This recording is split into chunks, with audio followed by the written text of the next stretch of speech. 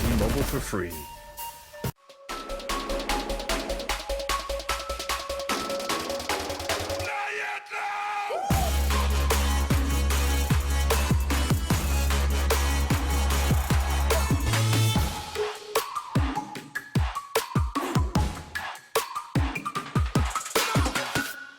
The new Galaxy Note 9 has more power than you need. Like a remote control for a phone. Why would you... Oh, that's why. The new Galaxy Note 9. It's got more power than you need, until you need it.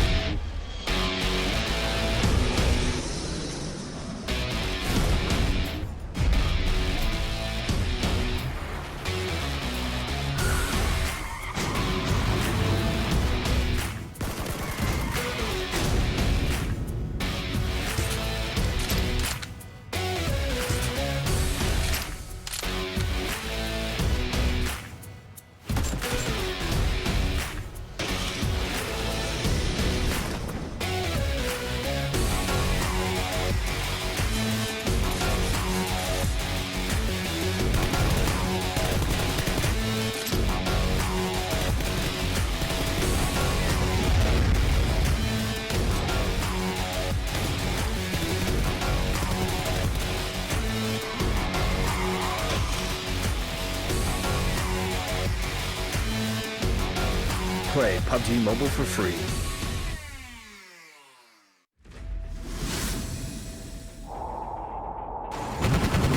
This is PlayerUnknown's Battlegrounds, the hottest game on mobile. We are looking for passionate and talented competitors to join the PUBG Mobile Star Challenge. There will be qualifiers in 6 regions: North America, South America, Europe, Asia, Korea and Japan, and China. The top teams will join the regional finals. The top finishers in each region and some invited teams will join the global final to play for a cash prize and exclusive benefits from PUBG Mobile. Are you still staying in your safe zone?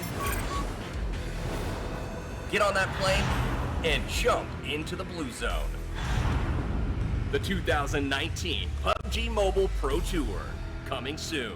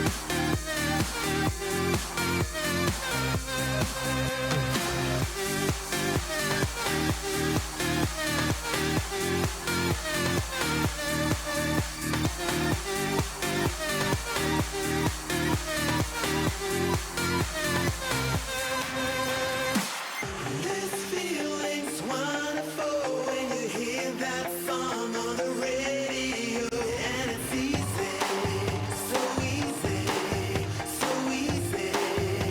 Yeah, yeah. It feels phenomenal when you hear that sound in stereo. And it's easy, so easy, so easy.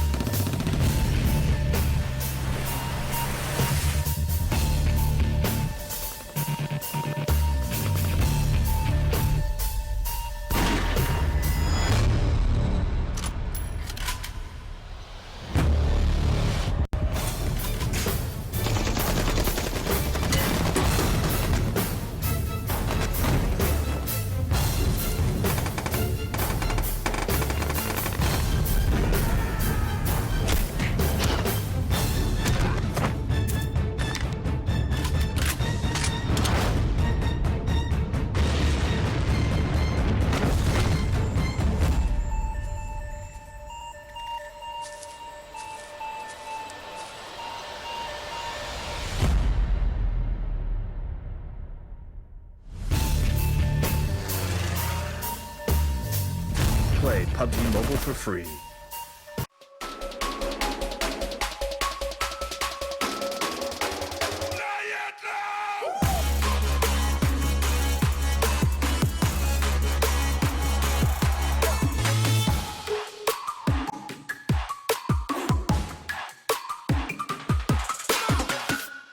The new Galaxy Note 9 has more power than you need. Like a remote control for a phone. Why would you... Oh, that's why. The new Galaxy Note 9. It's got more power than you need until you need it.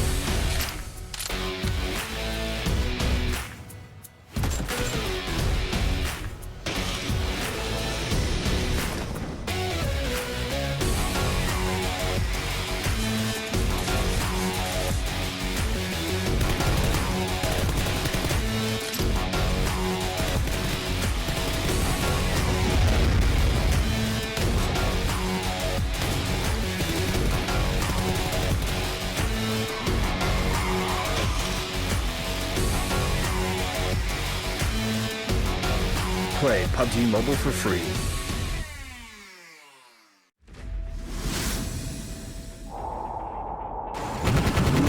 This is PlayerUnknown's Battlegrounds, the hottest game on mobile. We are looking for passionate and talented competitors to join the PUBG Mobile Star Challenge. There will be qualifiers in 6 regions. North America, South America, Europe, Asia, Korea and Japan, and China. The top teams will join the regional finals. The top finishers in each region and some invited teams will join the global final to play for a cash prize and exclusive benefits from PUBG Mobile. Are you still staying in your safe zone? Get on that plane and jump into the blue zone. The 2019 PUBG Mobile Pro Tour, coming soon.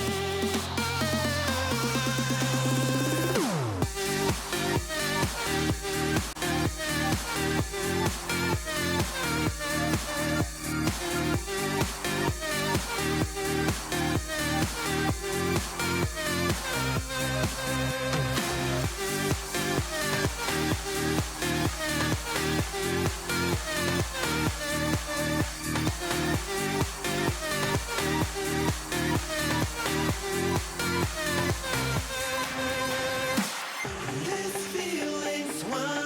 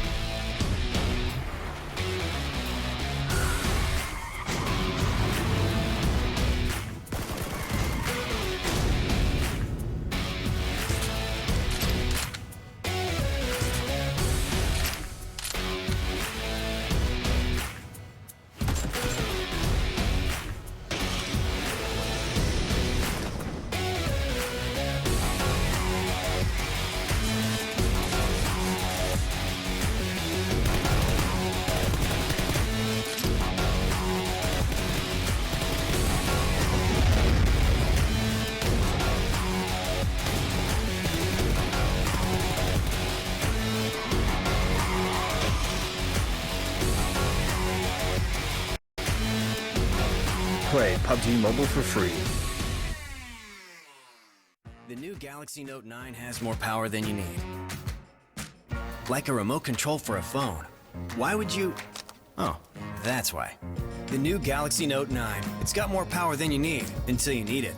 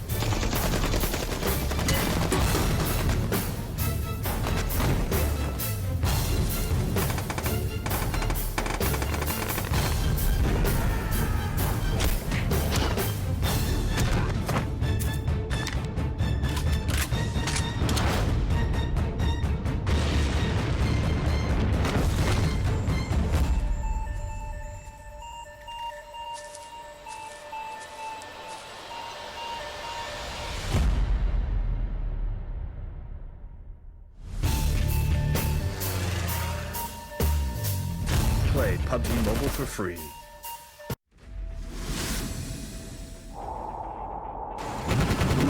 This is PlayerUnknown's Battlegrounds, the hottest game on mobile. We are looking for passionate and talented competitors to join the PUBG Mobile Star Challenge. There will be qualifiers in 6 regions: North America, South America, Europe, Asia, Korea and Japan, and China. The top teams will join the regional finals. The top finishers in each region and some invited teams will join the global final to play for a cash prize and exclusive benefits from PUBG Mobile. Are you still staying in your safe zone? Get on that plane and jump into the blue zone. The 2019 PUBG Mobile Pro Tour, coming soon. So easy, so easy, yeah,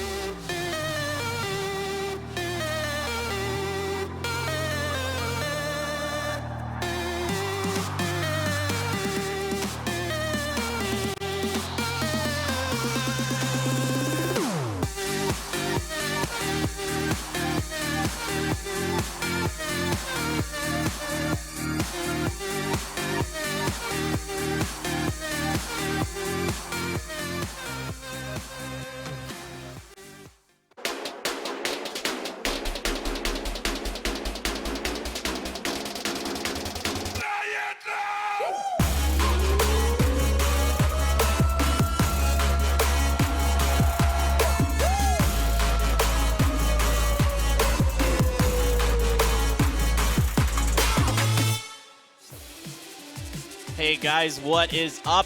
Welcome back to the PUBG Mobile Star Challenge. I'm Paper Thin. With me is Joel Sophie. We are here, day 2 of this event. Group B, this is the semifinals. Joel, we saw some exciting PUBG Mobile action yesterday with Evos running the table. What do you think we can expect today? If you missed the action yesterday, you missed quite a bit. And we didn't think that one team could dominate a game just like this. And all day yesterday, it's been Evos never really needed to change that thumbnail because it's been all about them yesterday.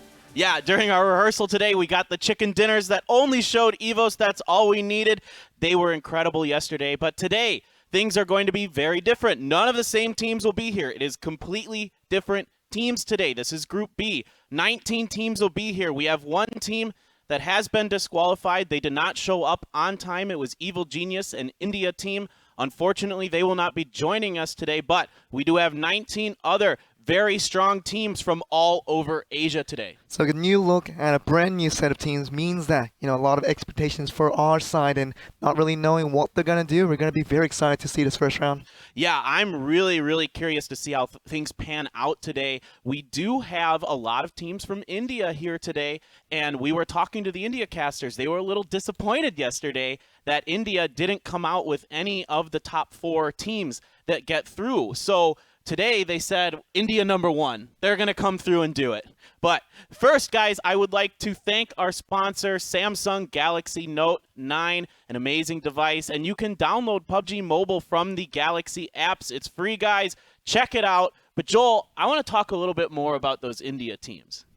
We talked about Thailand yesterday. The Thailand casters, after yesterday at midnight, it doesn't matter. They were up and thrilled, and they were on fire, telling the Indian casters to get out because it's Thailand #1 all the way. And we're just trying to chant that once again. It seems like India, with a lot of quantity in here today, looking like they want to take the top finish. Yeah, absolutely. India out for blood today. There's quite a few teams here. Thailand was our top 2 teams yesterday, EVOS and RU Noob. Both of them are teams from Thailand. The other 2 teams that rounded out our top 4 was Team Narcos, a team from the Philippines, and X Gamer, which is or Gamer X, a team that is from Vietnam. So we saw a lot of different countries represented yesterday, but overall the real stories was EVOS winning all 3 games, getting all 3 chicken dinners, and getting more than 18 kills in each round. And it seemed to be just a story about EVOS more than anything, but I think we're ready to get into the VCR. Yeah, let's take a quick look at a video, guys.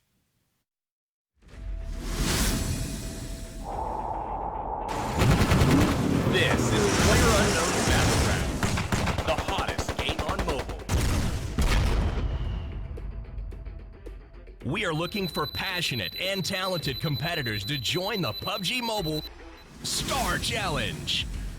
There will be qualifiers in 6 regions: North America, South America, Europe, Asia, Korea and Japan, and China.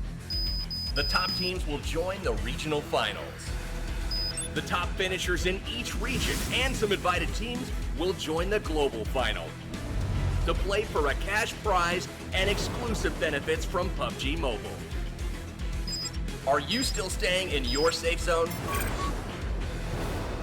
Get on that plane and jump into the blue zone. The 2019 PUBG Mobile Pro Tour, coming soon.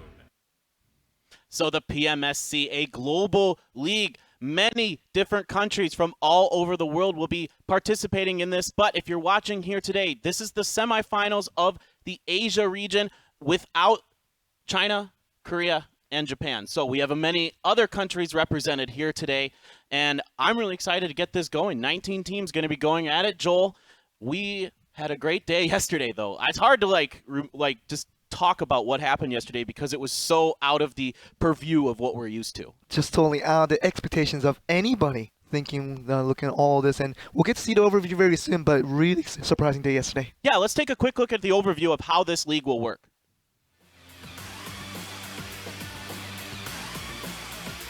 So as you can see, guys, we have 3 groups each day. It's 19 to 20 teams, depending on who makes it here. In fact, tomorrow, if all the teams make it, it might be 21 teams because there was a tie somewhere. But round 1 each day will be FPP. Rounds 2 and 3 will be TPP. All of it will be on Erangel. So you only have 3 games to make it out of this. Based on what we saw yesterday, it was difficult to tell whether FPP and TPP had any differing notations onto any other teams because EVOS didn't matter which mode they played and they became first every time. Yeah, that's a really good point, Joel. We didn't get to see anybody else really kind of differentiate themselves as an FPP team or a TPP team. But overall, there'll be 12 teams that make it through this semifinal. 4 teams from each day, plus another 4 teams that'll be invited to the finals in Thailand on October 13th and 14th. Mark your calendars. Get ready for that. There is also online voting 4 teams you can vote for online if they're your favorite teams, and those teams will also make it there. And if one of those teams happens to be one of our 4 teams that comes out of the group stages, then we take the next best team that was below, like the 5th place team or what have you, and they get to come through into that final. Of course, we only have 3 rounds per day to decide our top 12 teams from Asia to go to the final, so means that you have to perform at your best, and based on this rank point and the kill point, means that you have to be on tip-top shape every single time. Yeah, you're exactly right, Joel. And we had a bit of a difficult time kind of feeling out how this format would actually play out with only 3 games, just because EVOS dominated so much. They set the bar so high for how many points you could score. They scored more points probably than the next, 2 teams combined. It was so one-sided in their favor, but 500 points for first, the second place 395, so 105-point difference there. So those chicken dinners are a big deal, and like you mentioned, Joel, 15 points for a kill. And something we learned from yesterday is that the top 4 teams, they perform throughout all 3 rounds. It's not about one-shot wonder for any of these teams out there. You have to perform every single time, and that's the only way you'll get to top 4. Yeah, that's a really good point. I totally agree. We saw a lot of teams get through into that top 4 just by their placements. There were some teams that, like Team Narcos, that didn't get a lot of kills, but they were consistently making really smart rotations, really safe rotations, finding ways to get into the circle, avoiding conflict. A few other teams like RU Noob had a decent amount of kills, but overall it seemed like placement ended up being the story of the day because EVOS was so far ahead. I believe Team Knuckles came in second for 2 of the 3 rounds, and that already gives you 395 per both and adds you to so much here. So we'll get to see the new teams here performing today, and we'll see what they can do. Yeah, let's take a quick look at the team profiles now. So here you can see our first 10 teams that will be here today. A lot of teams from India. So as you can see, each of these teams has a picture next to it. That is the team captain. His name also has a star next to it there. So if you're the team captain, get your picture up here today. That's pretty cool. But these are only 10 of the 19 teams we have here today, Joel. Well, so far, 8 India and 2 Thailand means that you do have to perform. You have to expect that one of the Indian teams will come out on top today. Yeah, absolutely. They've got a lot of work to do from yesterday, none of them getting through. There are a lot more Thailand teams on this page, 4 Thailand teams. And of course, we should mention again, up in the top right corner, Evil Genius will not be here with us today, but we have some teams from other parts of Asia as well. We have a team from Hong Kong, Nova Esports, a esports organization with a lot of history across many different esports. And we're going to see if Nova Esports, led by the charge of Zinga, and will be able to get the job done here today. Only 1 representative from Hong Kong, so we'll see a bunch of Thailand, a lot of India, and a lot of these minority regions that are kind of considered to be numerically smaller than the others. See if they can perform and come out on top. Yeah, absolutely. I'm keeping my eyes on Red White, a team from Indonesia. We are broadcasting this in Indonesian as well. And we have some amazing broadcasters over here, Cresta and Momo-chan, who are very, very nice. We really like talking to them, so they're excited that they have a home team to root for today. Yesterday, there were no teams from Indonesia, but today we do have one. And talk about Vietnam from yesterday, having 1 team to represent themselves in the top 4, and that's already a success for them. So it's not really impossible for some of these minority regions that only has about 1 or 2 teams per region to become the top 4. We'll see if they can do it. Yeah, exactly. Vietnam was the only team, or the team from Vietnam was the only Vietnamese team there yesterday. They're the only one. And they came through and got it done and secured themselves a place in the finals. So can they do it? Can India come back? There's a lot of really exciting storylines here. Of course, again, this is PUBG Mobile. It's not significantly different in some ways. It is a lot in other ways from the regular PUBG. It's going to look very similar. You're going to kind of feel like, wow, this looks very comfortable if you've played a lot of the PC version. And it's for free, so why not try it if you've never really got to try the PC version? Get on your mobile device, go on Galaxy apps, and all you have to do is just download and you'll be able to play it right away. So, lots of people are getting interested. The more and more interest we have, the more competition we'll have, and that's great news for all of us. Yeah, absolutely. And if you think that maybe your phone might not be good enough to run this, don't worry about that. Actually, I've been able to run this on a Galaxy S5, a very old phone, and it runs just fine. It's actually perfectly smooth. I have very few problems with it, other than when my hotel wireless goes out on me and then I drop it in the middle of a game. That's a little frustrating. But actually, this game, you can run it on just about any modern mobile device. Get out there and try it. It is super, super fun. But guys, we're getting ready to go into our first game. We're loading up. We're getting the teams ready. Joel, I'm super excited. Super excited as always we can be because all these teams here, a lot of question marks in the air of what we expect out of them. We don't know quite yet. So getting into first game, we should be very excited to see what the teams can do. Yeah, this should be great. And guys, we are ready to start the first game of the day here at the PMSC. This is FPP on Erangel.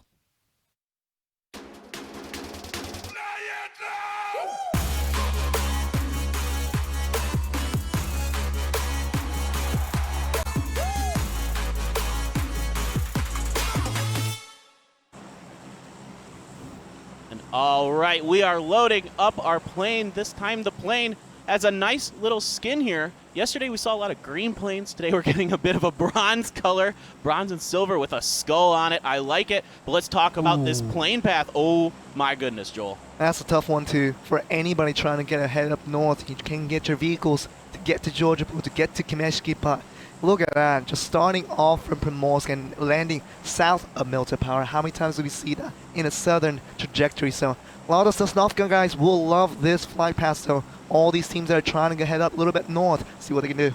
Yeah, absolutely. Yesterday we saw some of the teams like EVOS just land wherever the plane kind of started. They would just go for whatever location that initial possible drop was. They would often run for that right away, and that benefited EVOS a lot, but a lot of these other teams seem like they're comfortable spreading out here. We're seeing a lot of teams heading north towards Georgia Pole, a couple teams heading into Sosnovka. Oh, that's a bit violent an observation. I'd like to keep this T14 for all of us here on the audience, but yes, finally we get somewhere ahead. But finally we get to this landing area. We do see team number 10, that's going to be Fear Boys, starting off in this little aspect here. And of course, it couldn't have been very good to go on the west coast, just trash looting to see what they can end. These are the people that are going to be super happy about this first game plane path coming off to Sosnovka military base, seeing what they can get early in this game. Yeah, absolutely. Looks like we've got two teams in Sosnovka. We've got Game with Cash, of course, a play on a Clash Royale famous YouTuber. So they're going to be kind of squaring off here with another team. I believe that's 8-Bit that's down here with them. 8-Bit here has gone for, it looks like the factory, and I think they are going to try to push out of here a little bit. Meanwhile, to their southern area by the radar tower is Gaming with Cash. So far, no shots fired, though. See, Cash is going to be already knowing where exactly 8-Bit is going to be, so now you see them charging in with that DP20. Everybody else from this Gaming with Cash is now rushing in. And you gotta mention that 8-Bit already had some time to loop up their own items, so it's not gonna be the easiest of assignment for these guys to push through. So we're gonna see a pretty easy maneuver for all these here defensive stance for 8-Bit. Yeah, absolutely. 8-Bit Mafia trying to find anybody. He's taking some shots already, and he gets knocked by a member of Game With. So the other members of Game With trying to capitalize on this situation.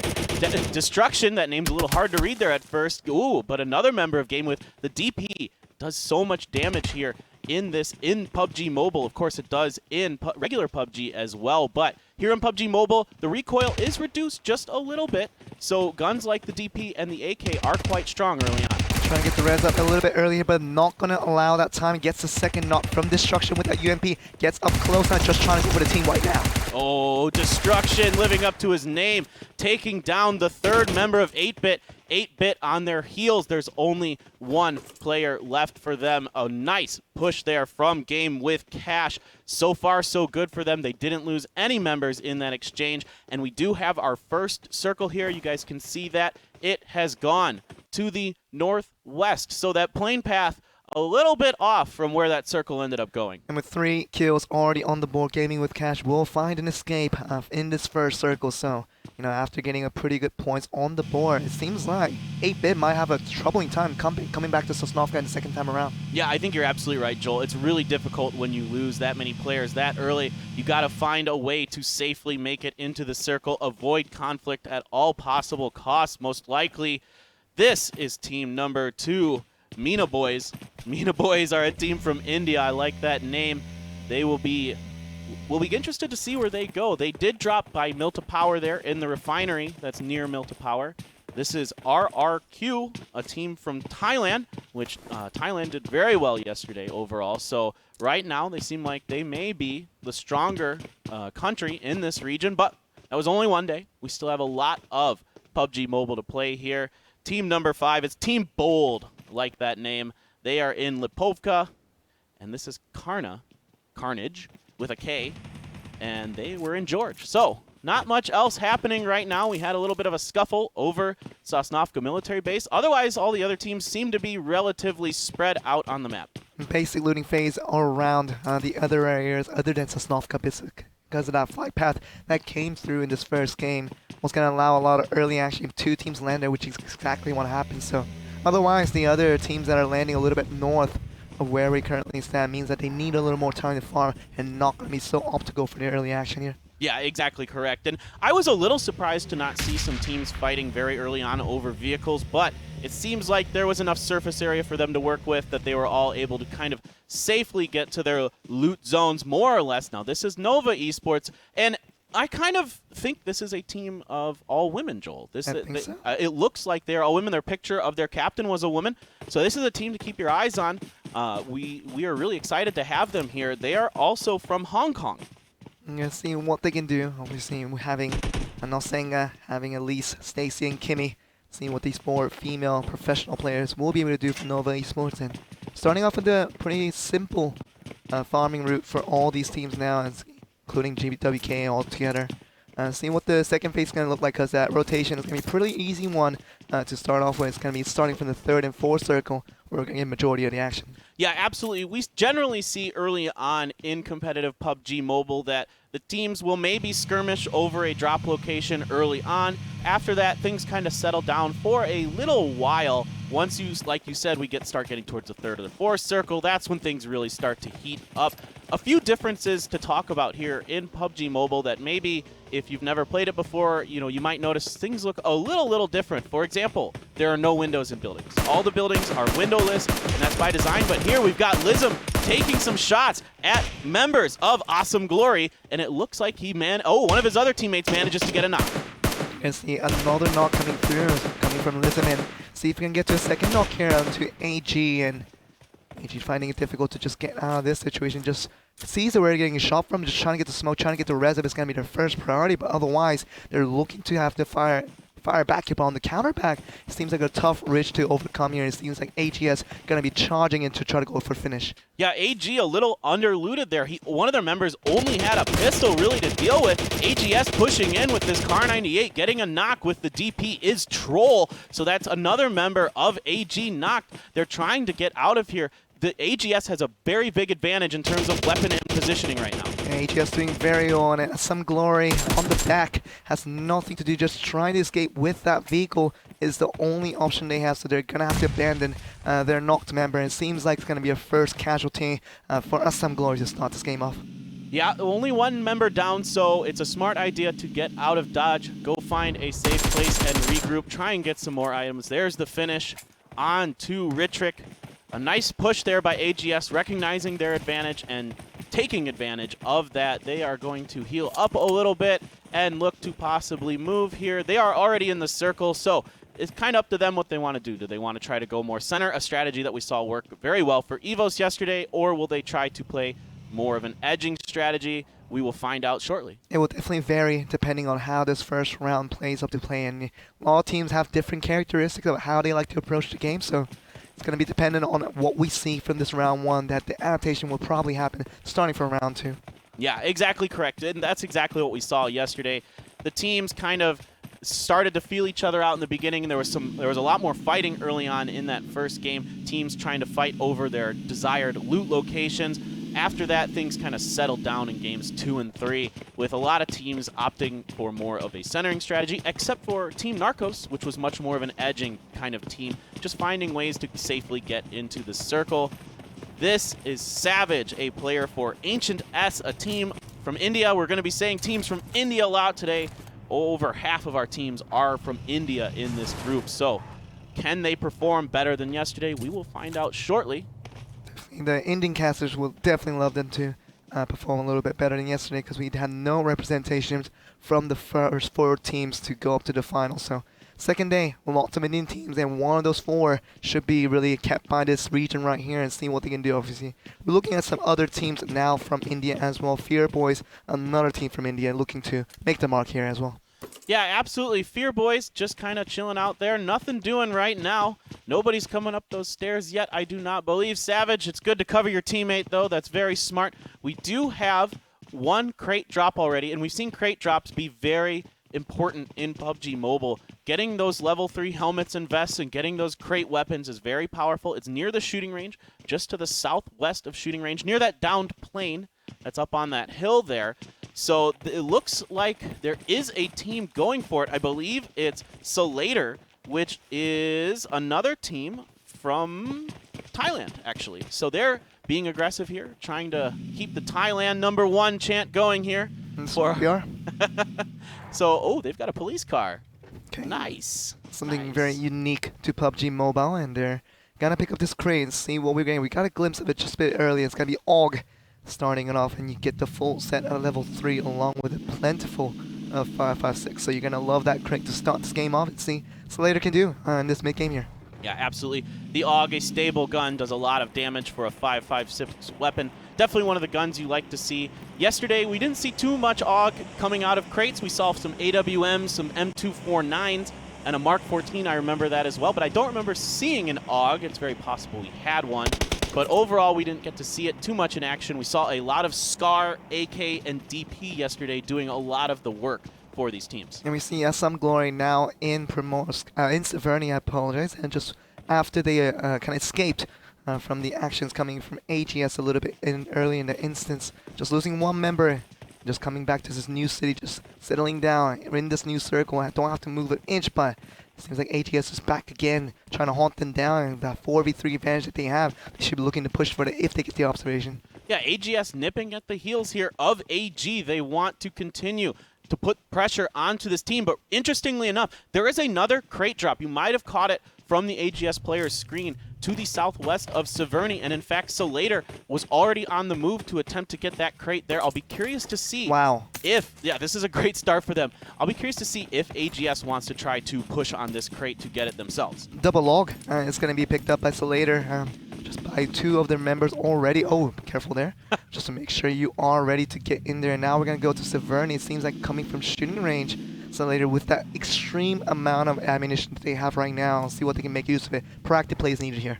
Yeah, this is a great start for them. They are very kitted out. Their team is going to be very strong as the game goes on. Nova here making their way into our new circle. We do have our second circle, which has kind of centered around the Himalayas that are to the south of Georgopol. That very tall mountain there is kind of where the center of this circle is. So Georgopol and Gatka is still in it. Part of Razak is still in it. The Ruins is in this. And so a lot of teams that are on the eastern side are going to have to start making their rotations in.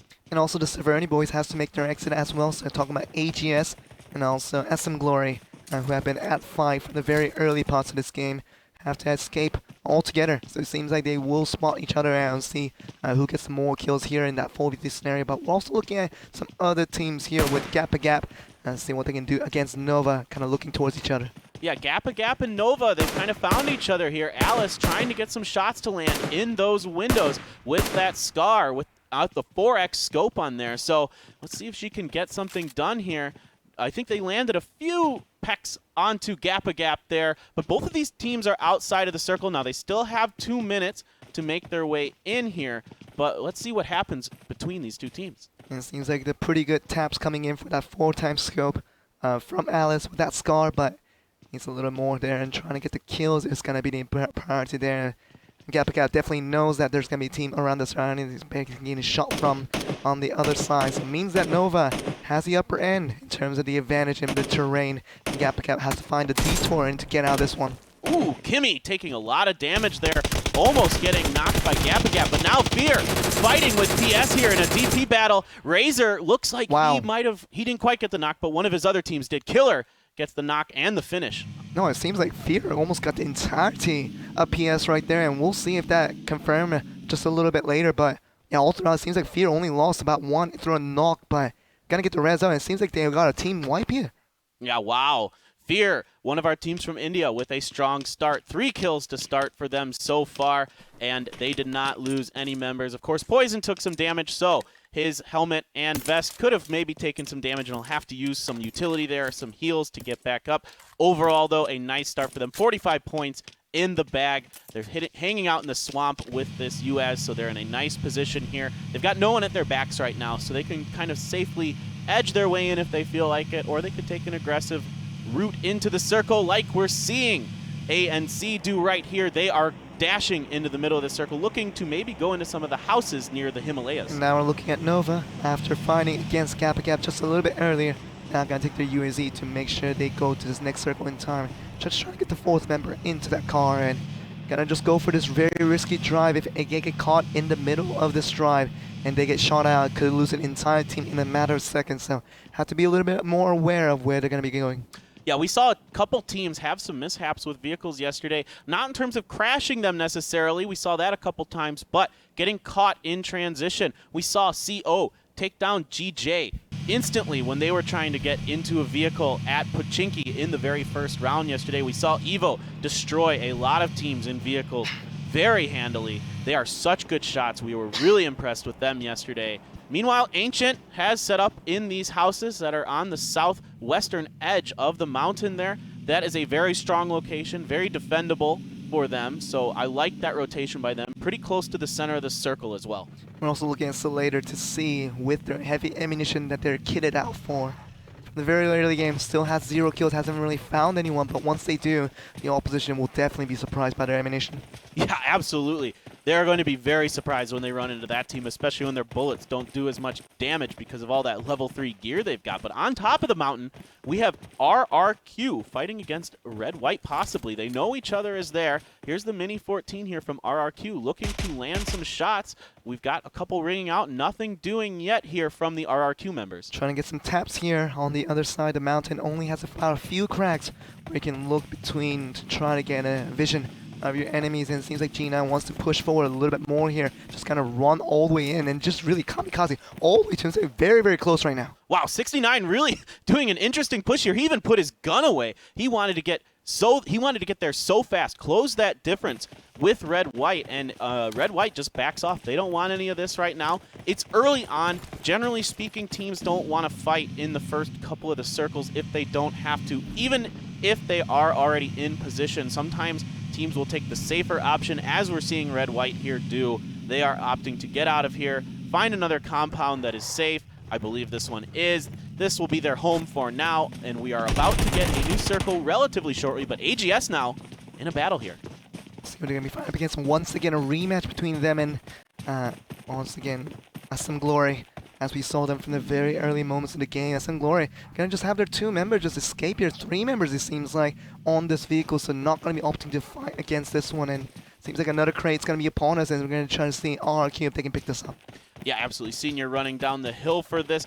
But it doesn't look like there's anyone who can quite see him. Maybe a member of Ancient, team number 7 there. They could have had a possibility to see him, but he's in and out very quickly, knew exactly what he wanted. Very nicely done there by Senior. That is some excellent looting. And oh my goodness, AGS driving right by Nova. Nova, but still, it's not going to take the shots. Just going to pretend that they're not in here and trying to just drag in AG to come into this compound, not knowing that there's going to be enemies nearby. But you see the SM Glory is going to be very, very cautious, not just going to rush into a house without any type of information. So very good smart play coming from them. Nova's going to regret that chance. Yeah, absolutely. I think Nova should have taken some shots there.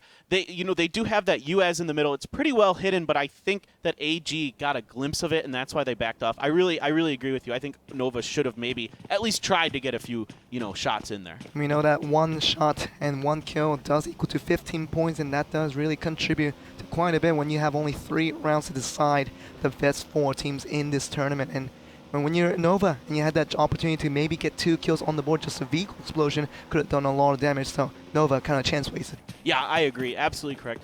Meanwhile, the circle, we do have a new one here. It has gone kind of northeast-ish. It is kind of centered on the northern part of the mountain a little bit. It's got ruins in it. It's just got a sliver of the crates of Georgia Pole in it. Nova's almost dead center, so their position is still quite good. But we'll see if they try to be a little more aggressive as time goes on. Still, though, we have 18 teams left. We've only lost 1 team so far. 65 players. We're pretty deep into this without a lot of action. Yeah, other than that first minute fight coming in for Sosnovka and that little bit of skirmish up at the very top, we're not going to see any team fights for now. And it seems like RP just might change that here. RDW, see what they can do against RP here. Yeah, RDW already set up. The other team here, number 11, Rampage team. They are trying to push into this compound as well, so we might see a skirmish here. Baby Rage trying to find an angle on these approaching members of Rampage. Throws a grenade out the window to try to catch a member out here. This is kind of near the ruins. Nothing doing with that grenade. Doesn't connect. Ooh, a member of Nova, though. Nova's in a fight up in the north. Nova clashing here with Dala Duck. So let's see how this goes for them. Dala Duck, one member knocked already. Looks like they're trying to get that res. 2-1 trade right now between these two teams. We're looking at the other action once again. Red-White going up against Rampage team, and what they can do here is still hasn't lost a single member, but wants to go for the knock with these smokes really flourished here. Trying to go for the kills is going to be their priority. Yeah, bouncing a grenade out the window. I don't think that'll connect with any members of Rampage. They are not on that side of the building right now, as far as I can tell, but who knows. Dalafon, meanwhile, got a kill onto a member of Nova. Dala seeming to do some work here, but okay, a knock here by a member of Rampage. Rampage just trying to finish off the kills here. RDW coming out from the outside, trying to get the skirmish on the other way, but that's not going to be the way to do it, and it's going to lose an additional member and the entire team there. Wow, and what a brilliant push there by Rampage. You know, RDW tried to get out of there with that vehicle, but it's a little slow going when you're driving that Dacia on the grass. It doesn't have a lot of torque, so it takes a while for it to get up to speed on that type of ground. They realized they were in a bad position, but maybe they should have just fought it out. Regardless, a very nice push by Rampage there. Very nicely done, and we're going to see some other teams that are going to be in this fight here. RQ versus Ancients, and see what they can do. RQ is going to be very much looking towards those compounds, assuming there's going to be teams in there. You already see the smoke that's going to confirm exactly what they're looking for here. Savage can throw out the smoke, see what they can get in the surroundings. Right, smoke's a very important part of this game to allow you to safely make rotations. Some shots coming down from RQ, but only a little bit landing, not too much damage done overall. We'll see if Ancient can safely rotate out of that position. We do have a new circle, guys. It has gone way to the northwest. That compound that Dala is in is still in it, so a lot of teams are going to have to rotate from this southern part. It could get very congested. Just trying to go shoot outside the blue here. Other team trying to make their way in. Ancients having a hard time to get themselves in right now. RQ trying to take the best advantage of that possible. Trying to get all the knocks here. Might just go for the team wipe here. D2E doing some serious work with this Scar, and that is, wow, he's gotten 3 knocks so far, 2 kills. He's got a lot of damage done to him, but that is blue it. Damage. Nice, they get taken out by blue damage. That is a very nice gatekeep by RRQ. Well done by them. Just brilliant play, knowing what to do. Team encroaching from the outside of the blue, you knew you had to be the one to gatekeep them out, and you really have a bad time fighting all the way through, even if you have the better shots. So you're taking the advantage of that. Was a nice play by RQ, and gonna be very happy with those couple of kills. Yeah, GW in a skirmish here with the remaining players of AG. They have 2 knocks onto AG so far, but one of their members has been knocked, and they've lost 2 as well. So this could go either way. GW is going to have to get the res here, regroup. A member of AG hiding behind that building, probably trying to get some information on what GW is doing exactly. A smoke goes down. The members of AG moving outside. A Molotov here from Destruction. I'm not sure if that's going to quite connect. It'll be hard to say. Maybe it will. He's looking for some people, but there's smoke in his way, so he is not able to see any members of AG. But, oh my goodness! What? Wow! Wow! Just guessing. Just taking a guess there is Destruction. Why not? Why not? Yeah, there's smoke there. You can guess that they're probably in there. That's a team wipe. Yeah, that's a team wipe. Incredible. Oh my goodness. Incredible stuff there. GTBK, ever since they got that 3 kills earlier from the Sosnovka Island, they come back into this mainland and go for an extreme amount of plays. Once again, Destruction, showing why he is living up to his name. Once again, getting another team wipe. Yeah, Destruction is one of our top players here so far, but now we have a battle between Rampage, already with a squad wipe of their own, going up against Team Old. Ooh, a lot of damage done to Combo. In fact, he gets knocked here. That's 2 knocks for Rampage, I believe. Oh no, just one knock here for Rampage. Eames, they're trying to get up these stairs. This is a really difficult position to take. Oh, some nice double barrel shotgunning there. Yeah, it's just going to be very intuitive, just trying to go for the kills there. And you see RP, you see Team Bull, and see what they can do. And just need to be patient, trying to wait for your opponents to come to you. And he's just not going to wait this out. Yeah, Heems with a nice strong push here, and he will end it. That is 7 kills total for Rampage so far. Very nice timing on that push because he knew they had to go for the res. Once you can get up those stairs, it becomes a lot more difficult to defend that position. Jumping on board with Mina boys, trying to get into a safe location inside of the circle, but yeah, they're smoking already. Gonna just run towards Fear Boys, and Fear Boys has decided to just get a few more shots, and the car will blow up yet. Yeah, they just need a couple more shots. You're absolutely right. Mina boys, I'm not exactly sure what their strategy is going to be there. They're trying to find a location to hang out with. Jumping on board with Dala, who I believe ended up wiping Nova earlier. They've got a location in the circle, but the circle has moved now to the northwest part, so they will have to make a rotation very shortly here in about 1 minute and 30 seconds. And Dolotak just really reaching in, trying to get all these kills from the outside and get already 9 kills on the board. Means that they're just gonna wait for more here. Seems like all the teams are coming out just from the blue. It's gonna be easy bait for Dolotak to get additional kills on the board. Right, the M24 here for bonus and an M4 carbine in his hands. Let's see if he can do some work with this, land a couple headshots. We saw some good sniping yesterday. Can that continue in today? I believe it can. They already have 10 kills. They're looking to be a very strong team here. Seems like they just want to pick up the scraps where everybody else has been leaving off. And Dolotak, that's a good strategy if you want to collect a lot of kills here. And Mina boys, you saw them from earlier just driving across with that UAC. Finally does have that blow up, but they're going to just be in this very awkward position, knowing where to go from this very exterior of this blue circle. Yeah, you're exactly right. They're way outside of the white circle. It's going to be very far to get in. RRQ, though, has taken a position up on the northern part of the circle. They might have some teams that try to rotate into them, so they're going to have to play gatekeeper here. Mina boys in a very difficult position. They have no vehicle. They're about as far out from this circle as you can get, and they only have about 20 more seconds before it starts closing on them. It's just very awkward because you have to just face check, and there's no other options to it. Everybody's going to be waiting for Mina boys to come in, and you see the other teams, RRQ, already starting to ramble here. Ooh, Senior gets a knock, but then gets knocked himself. He had some nice shots with the burst fire on that M16. Gappa Gappa. Love this team name. I'm going to call him Gappa Gappa, but it's Gappa Gap. I like Gappa Gappa better. They should have gone with that, but they are healing up. They've got one member knocked. They're trying to defend. There are 2 teams trying to push in the circle. Dala in a fight. 2 members get knocked from Dala. They're trying to push in here on... Oh, no. That was a really nice shot by Black Bear. They're just trying to get all the kills, but it seems like Salator is going to be able to use those utility we saw from them in the very early game here. That ammunition difference is going to be the one that makes a difference here. Dolotak just wants to make the kill, but it seems like they're going to be wiped away. Yeah, exactly correct, Joel. I think you're exactly right. Those early crates they got made a big difference in that fight. It allowed to survive against that strong push by Dala. Ooh, AGS, though, has got 2 members knocked. They're taking shots from RRQ here and possibly other teams. It looks like, the play zone takes down Crazy here, so RRQ will have to rotate. They're trying to find their way in against Gappa Gap now. Will be kind of in their path where they're looking to go. Ooh, Song taking some hits, trying to get to 69 to res him. Mina boy's going to go down. We're going to see Axe go down as well. It means that all these players outside of blue just didn't have anything to do.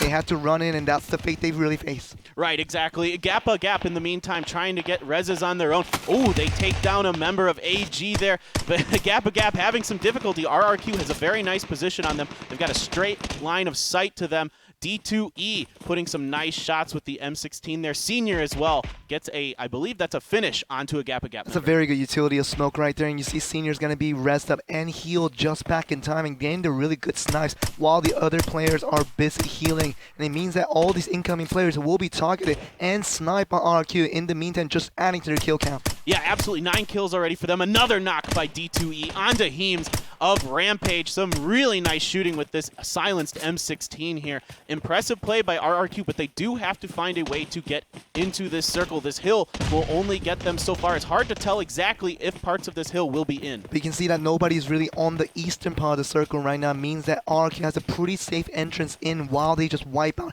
everybody from the border, and means that RP and the other team that's looking at right now from Team 8, Salator, is going to be the one that's really fighting with each other, and the remainder of that might just be taken by RQ for them to get the chicken dinner victory. Yeah, exactly. Look at this. Rampage has found 8-Bit, one of the only member left for 8-Bit, hanging out in the water. He goes down, but secures a 4th place finish for their team. So we've got 3 teams left, all looking very strong here. All of them have a lot of kills already. Salator, of course, got those early crates, so they have a lot of equipment to work with. RRQ has looked to be good in their positioning and their shooting so far. and I believe that is Rampage. That is the last team left, and they have looked to be a strong pushing team here. But Senior landing a couple shots into Black Dog. And it seems like RP, Rampage, and Slater, you do not want to be that team right now because they're so close to each other that I find it's going to eventually happen. Means that RQ with a full squad just going to be waiting for that fight to conclude, and that's going to be easy bait for them to take the chicken dinner. Yeah, they might have to change their plan just a little bit because of this new circle. You're right, though. They're trying to push onto Rampage. No. Oh, no. Member goes down. Rampage, 2 knocks onto them already, and one of them is dead. They only have 1 member left. RQ just losing a member to that swimming zone, and it seems like ISONG is going to find here a Rampage, going to find more kills onto this flank here. Yeah, Vincent is the only member standing for Rampage. Combo, has been knocked. RRQ looking to push through here, and Slater benefiting from this circle. It forced RRQ to have to push through RP to try to get in. They can just sit here and wait and let these teams do a ton of damage to here. They are looking very strong to win this game, number 1. It seems like RP will go down, so there's going to be 2 teams left remaining here. I thought the RQ would be in the scenario where Slater is just waiting for this fight to conclude, and they're going to be the last team, the 3rd team in this mix-up, and they will probably have the huge advantage, probably get the chicken dinner for round number 1. Yeah, absolutely. It's a 4-on-2 here for Slater. RRQ, though, does manage to find a compound safely, so it will kind of depend on where this next circle goes unless one of the teams opts to be very aggressive. Some grenades coming in from Slater. And guess what? It is India versus Thailand right now. Slater coming in from Thailand, and it's going to be just RRQ coming in from India. And in 4v2, it seems like Thailand might get the win over India that had so many teams to really compete for it, but it seems like they won't get it in round number 1. Yeah, this is crazy. Senior with the M249, though, getting a couple hits to land on Tay, but taken safely back off and heal. The circle is closing, so we will find out where this next circle will go in just a second. Okay, it has gone pretty much dead. Oh, top left, where both teams already kind of are. It's hard to tell exactly who's got that circle going for them right now. Song's throwing some grenades. But you know what the conclusion is? The Slater just needs to be patient, just wait this out for RQ to come to them, because they don't need to force the fight 4v2. They know if they can get the positionings correct, it should be an easy win for Thailand for round number 1. Yeah, I think you're absolutely right. I mean, RRQ, all the credit in the world to them. They're landing a lot of shots right now. They're putting a lot of pressure onto Slater, forcing them to use their healing items, but Slater, still all 4 members up. They have position here. We are about to get our next circle closing here, about 20 more seconds, and then it will have to close. It will force these teams a little bit closer. Even still, Slater, though, just needs to rest. They just need to wait for RRQ to push and try to defend, take advantage of that situation. Oh my Song! goodness. Nice knock there by Song. What great shooting from RRQ, though. They are really putting on a show. Are they really going to make this miracle happen? 2v4 for India, and another one coming out. It seems like ISONG is going to be the hero of the day here. My goodness, RRQ got 2 knocks onto Slater. A chance for them here if they can take advantage of it. The circle is closing, so they do have to move. Another member. Oh, Slater gets very low here. You going down almost. Song trying to find some more shots. Oh my goodness, I think they did it. Are you kidding? Senior trying to get in here. There's still 2 members of Slater knocked, I believe. They're trying to find those last 2 and prevent these kills. Should be able to finish that one off. I think they did it. Oh my gosh. Okay, Yu is still up in the top of this house. He is getting a res. He does get the res here. Song trying to find a way to get some more shots. He hears them up there, I believe. He knows they're up in that window. He's out of utility here. He has no more grenades, so he can't throw anything up there. So we got Pride, the team leader for Slater, and Yu is back up, and we're going to see what this team can do inside this compound 2v2. There's not much moving around here, and it seems like Slater has to make the move on very, very soon here. I think RRQ has managed to even this situation up in fact, maybe even take an advantage here. They already have 7 kills. So later, they only have 1 with the 1 member left. Song has 5 kills already. Senior has 2. So this is 7 kills versus 1 of the remaining players on the team. RRQ looking very strong and looking to push here maybe. He's trying to find an angle around the side of the building. We will be getting this final circle, our first one of the tournament so far. Who will come out ahead? I like what RRQ's doing.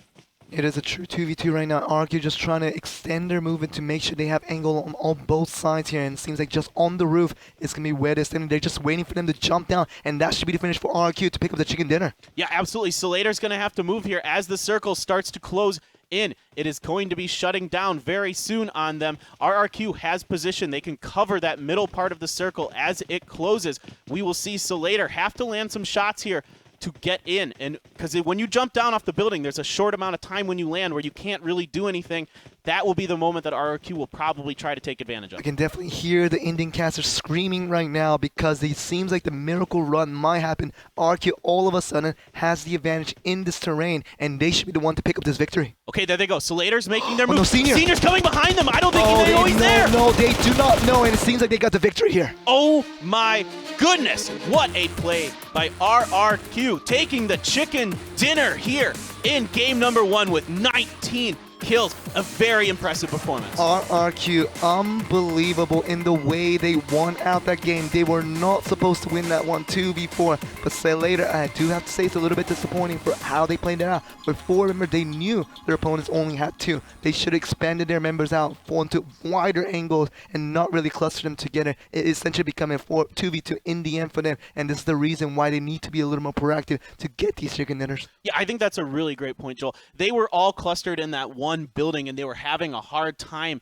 getting out of there. And RRQ, they are very good at shooting. We can see this. They got 19 kills. They're a very strong team in that regard, and were able to get knocks through the windows, whereas Salater was busy rezzing members, using healing. They weren't able to really take advantage of their circle position. They had the circle on them. You know, I made the biggest mistake of my life. RQ was a Thailand team also. Oh, no. It was Thailand and Thailand action in the end. Let's take some look at the highlights and see exactly how that played out. Thailand That is incredible. continues to be number 1. Ronnie is not going to be happy. He's one of the casters from India.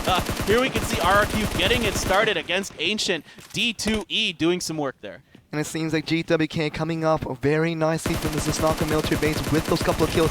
It's that very miracle kill through the smoke, just gets the right win, very proactive there. Seems like more and more kills coming through in these building invades. The aggressive team seems to win out in this round number 1, and that trend really should continue in this next round. Yeah, I think you're exactly correct. We saw Rampage be very aggressive. We saw RRQ be very aggressive. We even saw Slater be aggressive at times when they needed to be. They had really good equipment as well, and there's 8-Bit securing a 4th place. But look at this Song.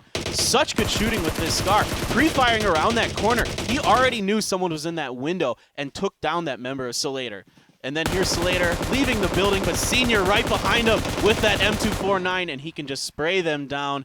Take the chicken dinner. Thailand, number 1 still. I have to agree with that because 2 of the 6 teams participating in this round 2 were becoming the top 2 teams to find out in the end. I thought it was going to be India versus Thailand, but the fact that I was talking about, you know, Indian casters screaming right now, that was definitely a lie, and we did not hear them any type of screaming right now because it seems like Thailand, just a dominant play from round number 1 coming from yesterday, seems like it's going to be just the same today. Yeah, the Indian casters are very, very emotive. You should check out their stream sometime just to see. They're very great. I guarantee right now they have their heads on their desks or something like that. They're very funny to watch.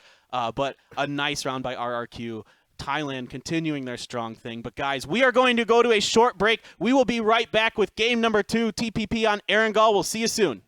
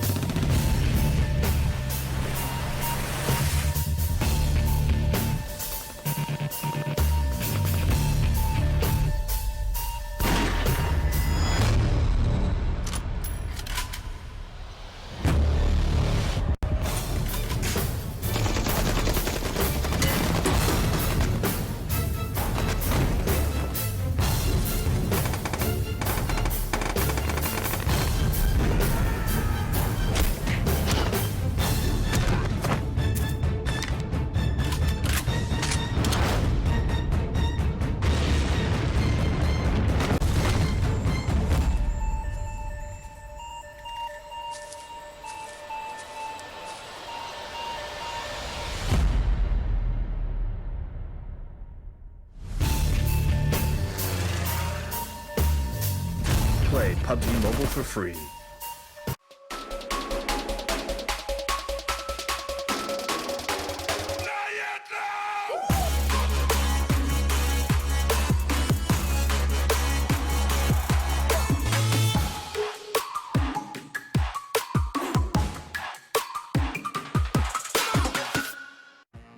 Galaxy Note 9 has more power than you need. Like a remote control for a phone. Why would you... Oh, that's why. The new Galaxy Note 9. It's got more power than you need until you need it.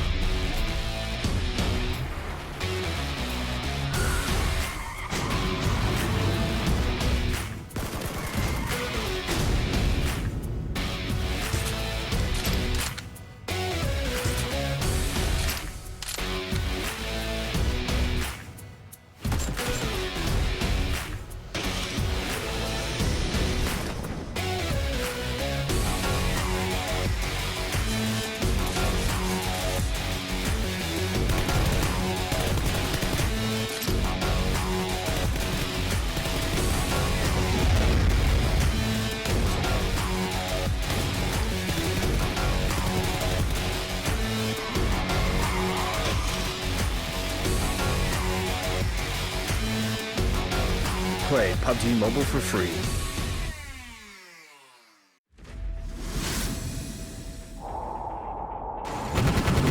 This is PlayerUnknown's Battlegrounds, the hottest game on mobile. We are looking for passionate and talented competitors to join the PUBG Mobile Star Challenge. There will be qualifiers in 6 regions: North America, South America, Europe, Asia, Korea and Japan, and China. The top teams will join the regional finals. The top finishers in each region and some invited teams will join the global final to play for a cash prize and exclusive benefits from PUBG Mobile. Are you still staying in your safe zone? Get on that plane and jump into the blue zone. The 2019 PUBG Mobile Pro Tour, coming soon. So easy, yeah,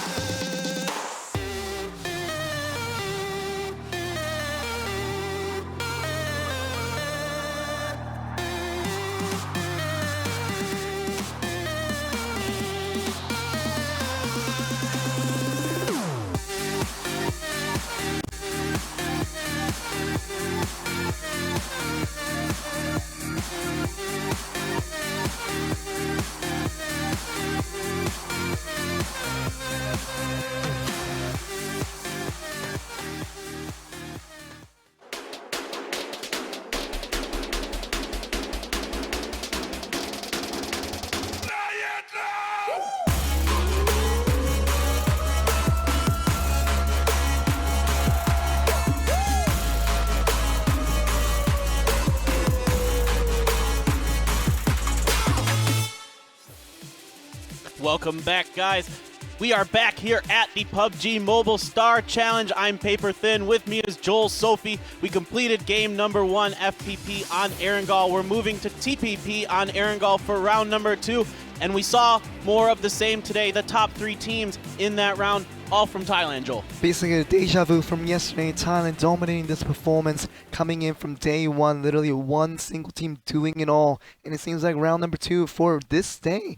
Round number 1 was all about Thailand. Top 2 teams were finding it out in the end was both from Thailand. 2 of the 6 teams participating here from Thailand makes up the top 2. That's a great accomplishment already. We're going to see these 2 teams still be on the lookout for more chicken dinners on today. Yeah, absolutely. RRQ, really liked what I saw from them, making very strong, aggressive pushes, taking advantage of situations where they didn't even have the circle, and then winning a 2v4 at the end, getting 19 kills total. You've got to like their chances going forward. Ark is absolutely incredible because they know how to make proactive play even when they're behind. They don't lose the confidence. They do make the aggression when needed. And that's the reason why they were able to go for that 2v4 and still have the proactive results to get the win there. Yeah, exactly correct. They were very, very strong. Rampage, a very strong team with their pushing as well. Once again, guys, we would like to thank our sponsor, Samsung Galaxy Note 9, where you can use that device to download PUBG Mobile for free from the Galaxy apps. We are seeing some really exciting stuff here today, and we're seeing once again a team that just kind of looks a little bit head and shoulders above the others. There were some other teams that got into the double-digit kills this time, but once again, this RRQ team, 19 kills. You have to track back to exactly what individual teams really had their moments in that round number one. But just my bet right now is that all those teams that we were looking at for highlighted about was probably going to be from Thailand anyway. Yeah, absolutely. It just seems like right now Thailand has the finger on the pulse of this competitive scene here for PUBG Mobile. They're looking very, very strong. 8-Bit, our fourth place team in that round, is an Indian team, and we have, was it 7 or 8 teams from India total, I believe, in this matchup, and they were the ones who did the best so far for them. Can they continue that? Can they kind of, maybe try to get some momentum, do a little bit better? I don't know. I'm excited to see. So later, I thought they did some interesting stuff there. They were very aggressive at grabbing those crates, and that gave them a lot of survivability, allowed them to get to that late stage game, but then they couldn't quite close it out at the end. And that was a very important thing because they didn't have the aggressiveness. They didn't know the smart positioning in terms of how to get the victory when the win conditions are given to them. Literally a 4v2, a free victory should have been theirs. Yeah, well, let's jump to the standings and see how things shaped out after the first game. All right, guys, here are our bottom 10 teams. Of course, Evil Genius not with us here today, so they will be zeros across the board. Punit Se Wawat. I'm terrible at pronouncing Indian words. Joel, they are 19th place. Nova Esports in 18th. Some of the teams we were kind of maybe keeping an eye on with a bit of a disappointing start here. And really, we're looking towards Nova Esports. They had good positioning. They had multiple opportunities to collect those kills. And if they did, they definitely wouldn't be at the 18th place position. Yeah, I think you made a good point during the match that we want to see them be more aggressive. But here's our top 10 teams. Of course, RRQ on top. Slater second, Rampage third. And look at this. Aggressive has come through and taken the 4th spot. They are another team from Thailand. It is all Thailand.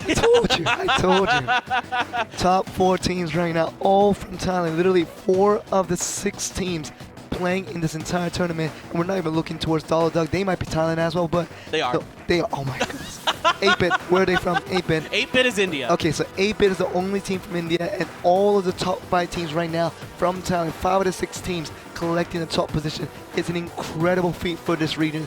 We'll see if this continues right here because it's India. All 7 teams really need to step it up.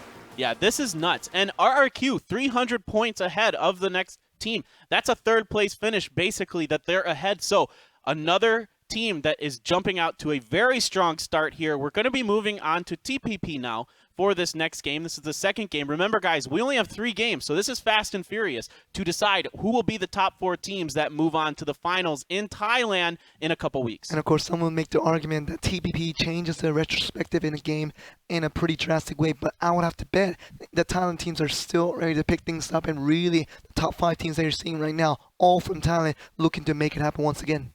Yeah, we didn't see any significant differences yesterday between the teams from FPP to TPP. I mean, actually what we did see was that EVOS was even more dominant on FPP than they were on TPP.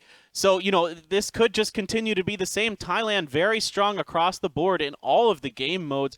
I expect things to kind of continue here, but India's got to pick it up, Joel. Really, you have 7 representatives coming into the semifinals in Group B. You're really outnumbering every other region in terms of quantity, but in terms of quality, that is a different story altogether. So, starting from round 2, they do have 2 more rounds to get it done. TPP, if it is their most best mode, they have to start right now. Yeah, absolutely correct. They've got to turn it up. They've got to be more aggressive. I think overall what we're seeing is that aggressive teams are generally finding more success than non-aggressive teams. There are times where 2 very good teams run into each other and almost destroy each other, do a lot of damage. Of course, that's going to happen in PUBG from time to time, but overall, the aggressive teams seem to be finding success here so far in this tournament.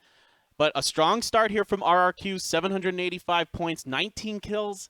19 kills, that's so good. That is so good. Of course, we're not going to see nobody go from 20-plus kills like we did see from EVOS yesterday, but otherwise 19 kills, really something to congratulate them for. But really moving forward, they need to pick things back up because the first round should not guarantee them first place altogether, but they need to make sure they secure the position by getting a good round in this round number 2.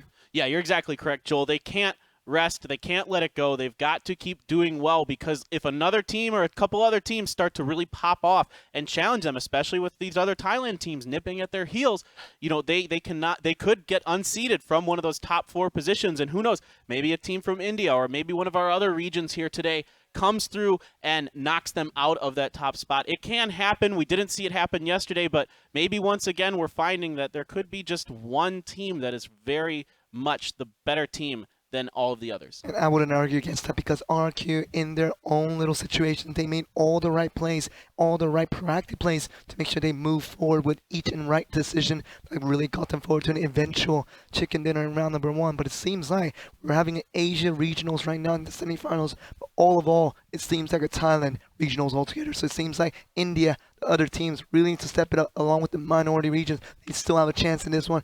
Rounds 2 and 3, that's all they need to do. 2 rounds they need to perform. Yeah, absolutely correct. I mean, it's really interesting to see how the Thailand teams are approaching this game. They're using a lot of guns like the Scar or the Burst Fire on the M16, taking advantage of the fact that in PUBG Mobile there is a bit of a recoil reduction. Yesterday we saw a lot of teams favor the DP and the AK and the Scar. Today we're seeing a lot of the same, but I saw a lot of Scar usage out of RRQ doing most of their work with that gun. And just trying to get the taps with the 4 times along with the full auto in close range. It does serve as a very multi-use purpose gun.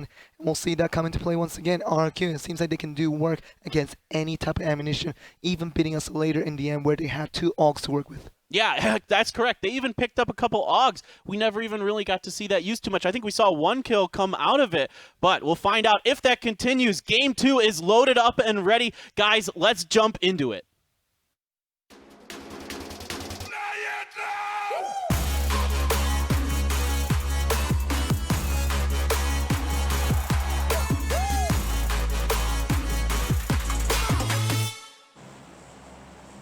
Our plane is ready and loaded. This time, we get the same color plane. Our plane is still bronze today. I like it.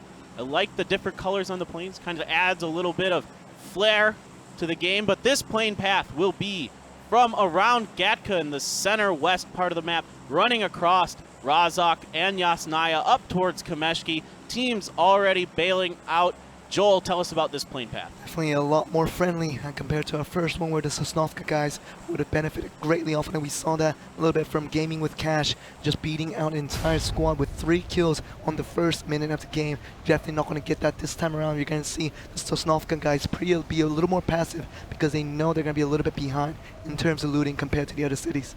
Yeah, that's a great point. I think Game with Cash, you know, they had those early kills. They looked to be strong. They ended up in the top 10 overall, so we'll see if they can. They're one of our India teams. We'll see if they can continue to gain some momentum here. RRQ out of the plane. Looks like they are dropping towards Pachinki. We can see that right now. Some of the other teams fear heading up towards probably North George. It looks like they're crossing the river here, but here is our Game 1 team to keep an eye on. RRQ looks like they will be the sole owners of Pachinki. One thing to keep in mind about PUBG Mobile that is different from regular PUBG is you can link yourself up with one of your squad members and follow them, so everyone kind of drops in the same formation and you don't have to worry about one of your teammates maybe doing something random or getting spread out, and then you can unfollow as you get closer to the ground to land at your desired building. And we know that parachuting is another skill set in itself in PC mobile, a PC version of the PUBG, but you know, that's just one thing, less thing you have to worry about, and that really allows you to focus on the game itself. So we'll see what happens here in this second game here, because a lot of conventional landings here and not really going to be early action with very much the typical landing that we saw. So it seems like Gaming just looking to see what they can do against Team 9, looking towards Aston Glory. Yeah, they're looking to maybe move in here. We've got, you know, a Uzi here in the hands of Gaming. DOC, that's a very good close-up gun. AG, last game, well, we found them on the run a lot from other teams. Let's see if they can turn that around a little bit here in game number 2, squaring off against Gaming DOC, who we didn't see much of in game 1 either. So I think this could be a very interesting fight. Yes, Glory has been really bullied by AGS for the entirety of that round 1, heading all the way up to Severity. For this time around, they pick a different flight path, and we see the first circle being way down in the south. So really the Sosnovka guys really finding benefits on both rounds so far in multiple different ways. So we'll see how this circle really plays up to all the teams now. Well, what's super interesting about this is Gaming with Cash decided to drop Yasnaya because of the favorable plane path instead of going to military like they did last time, and they're going to have to go all the way down to the island. And look at this. Oh. Just looking through all these members and not taking a single shot. I don't know if they're going to regret this one because it seems like they had a golden opportunity to get multiple kills there. Yeah, Ritrick, he is out on his own here. Now, okay, now he's landing some shots. It gets a knock onto Oscar. Looking to pick up. Oh, my goodness. 2 amazing shots, and I think you're right, Joel. He should have taken those shots sooner. Now some glory just going to find with Ritrick. Going to get those 2 knocks already on the board. It's going to be very difficult for his teammates to get the res up from Gaming DC. So DOC just really trying to see what they can get. But it's going to get a 3rd knock most likely happening here. Ooh, he's getting some shots, and he did a little more damage to Oscar. He's trying to find that last member. Okay, they're coming out around the corner. Can he make this work? He needs the other members of AG to get up with here. That's a great grenade because you know that the one that you knocked earlier was going to be very close to the one that was trying to get res, getting the 3rd knock into play. But it's not going to connect for now. But everybody else coming from AG, this should be the finish from Gaming DOC. Yeah, absolutely. AG needs to get aggressive here. The other team is resing their members. Game DOC getting a lot of time to do this. Squaring up with a Molotov there. Okay. Oh, SU here dropping pretty quickly. I'm not sure why they're not pushing. Other members are going down. What's going on over here for Gaming DOC? This is strange. AG trying to find a way in here. Literally, they just lost them the chance to go for this 4v1 split. That would finish off the game. It seems like it might end either way, but a bad decision altogether for AG. Yeah, Raider here. Okay, finishing off 3 members of a... Oh, that'll be it. That'll be a wipe here. Gaming DOC does finally get taken down by AG. But, Joel, you're making some really great points that they're not being aggressive enough. They're not being fast enough there. Taking advantage of that situation. Now, Some Glory probably picked up the 4 kills and will be happy with the initial statement. But if they don't change their playstyle when they need to be aggressive, if they don't become aggressive, they're never going to win chicken dinners. And the best teams will know how to make the aggression at the right times. Right, exactly. We just got to look at AGS, a team that is in 4th place right now because of that aggression. But Ancient here getting a knock onto Fear, a team that had a decent amount of kills in that first game. But that is some really nice shooting with that micro Uzi, trying to finish off Killar here. Poison cannot get there in time to support his teammate, so that will be a kill there for Savage and 1 kill for Ancient. He's trying to shoot into that smoke now. That smoke too late. The other member of Fear already taken out. Another situation of Thailand versus India here. Fear Boys coming in from India, losing the 1 member already from Ancients. And it seems like more and more is going to happen right here because it seems like all the more Ancients going to be looking towards to get the finish here altogether. And Fear Boys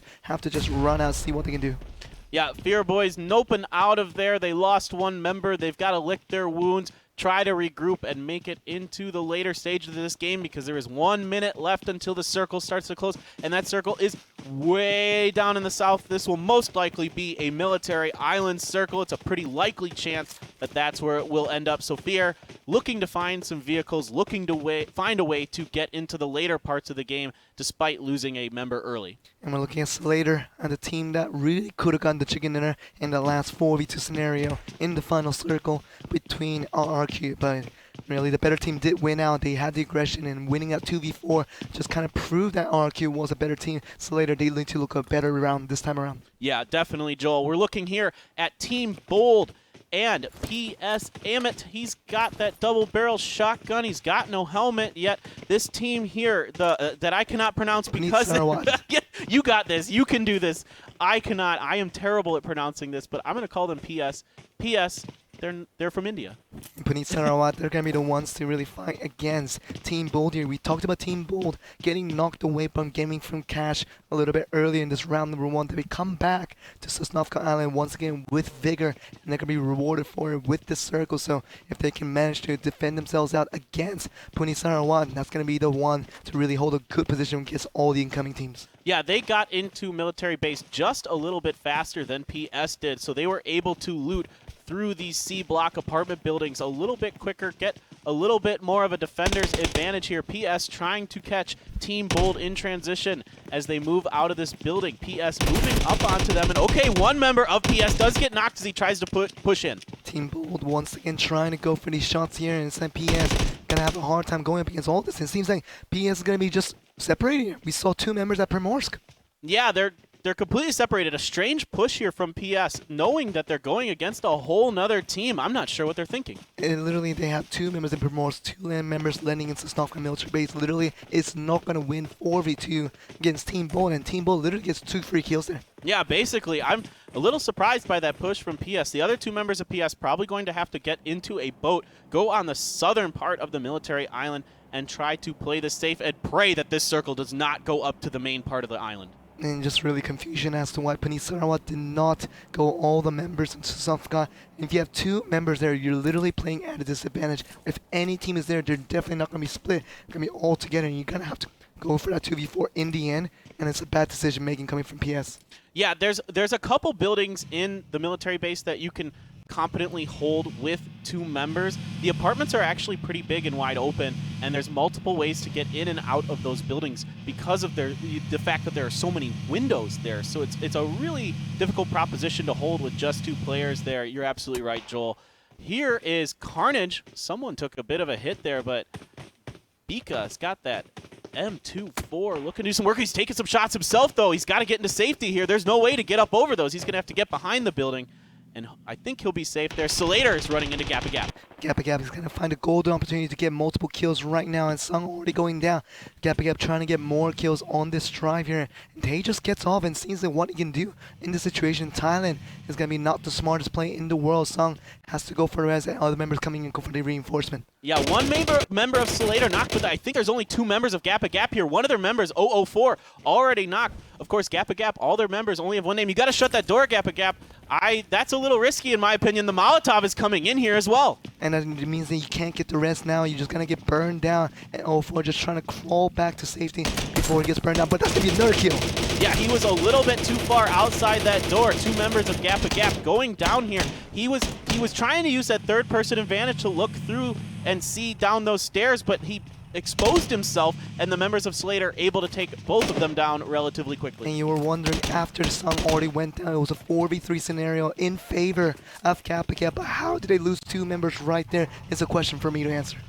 Yeah, these teams that are doing these 2-2 splits early on, it seems a little bit risky when another team is willing to roll up on you and just overpower you out of these positions. I feel like what we're seeing here so far is that you kind of need to stick together as 4. These 2-2 splits that you will sometimes see in the computer version don't seem to be quite as effective here. So later, all 4 members still up, so they are able to heal and move on. Thailand winning against India once again in that scenario where India definitely should have won. So let's see if this trend continues. It seems like Thailand is still on the dominating end. Yeah, absolutely. It looks like they will continue to be aggressive and be rewarded for it. Here is our Game 1 winners. RRQ in a couple different vehicles here, making their moves smartly in a couple different vehicles. That's very nice when you can get more than one, especially in PUBG Mobile, because you'll see a lot of these teams opt to go together and that's dangerous when you're all in the same vehicle. But at the same time, you have to maximize your firepower. So if you are going to fire back and fight back against another team, you have to have all 4 members to really allow yourself the best opportunity to win that team fight. And it seems like even with traveling by a car, all 4 in that one vehicle is going to be the risk they're going to take. Right, and here are those members of PS doing what I talked about earlier, getting in that boat, trying to get into the circle. They'll take a little bit of circle damage, but that's not too big of a deal. Now, I'll be curious to see where they go. Typically, you'll see people rotate to the southern part of Sosnovka Island, but their current boat path looks like it might not take them that far. They might not have the gas available to get all the way to that southern end. It does take a little bit more than half a tank to get here. RRQ, though, pinned down here by AG. So RRQ, what we can do here, G9 is going to be pinned down and nowhere for him to move. The vehicle's about to explode and there's nowhere for him to go now. It's going to be the open field just trying to run in, but it seems hopeless right now.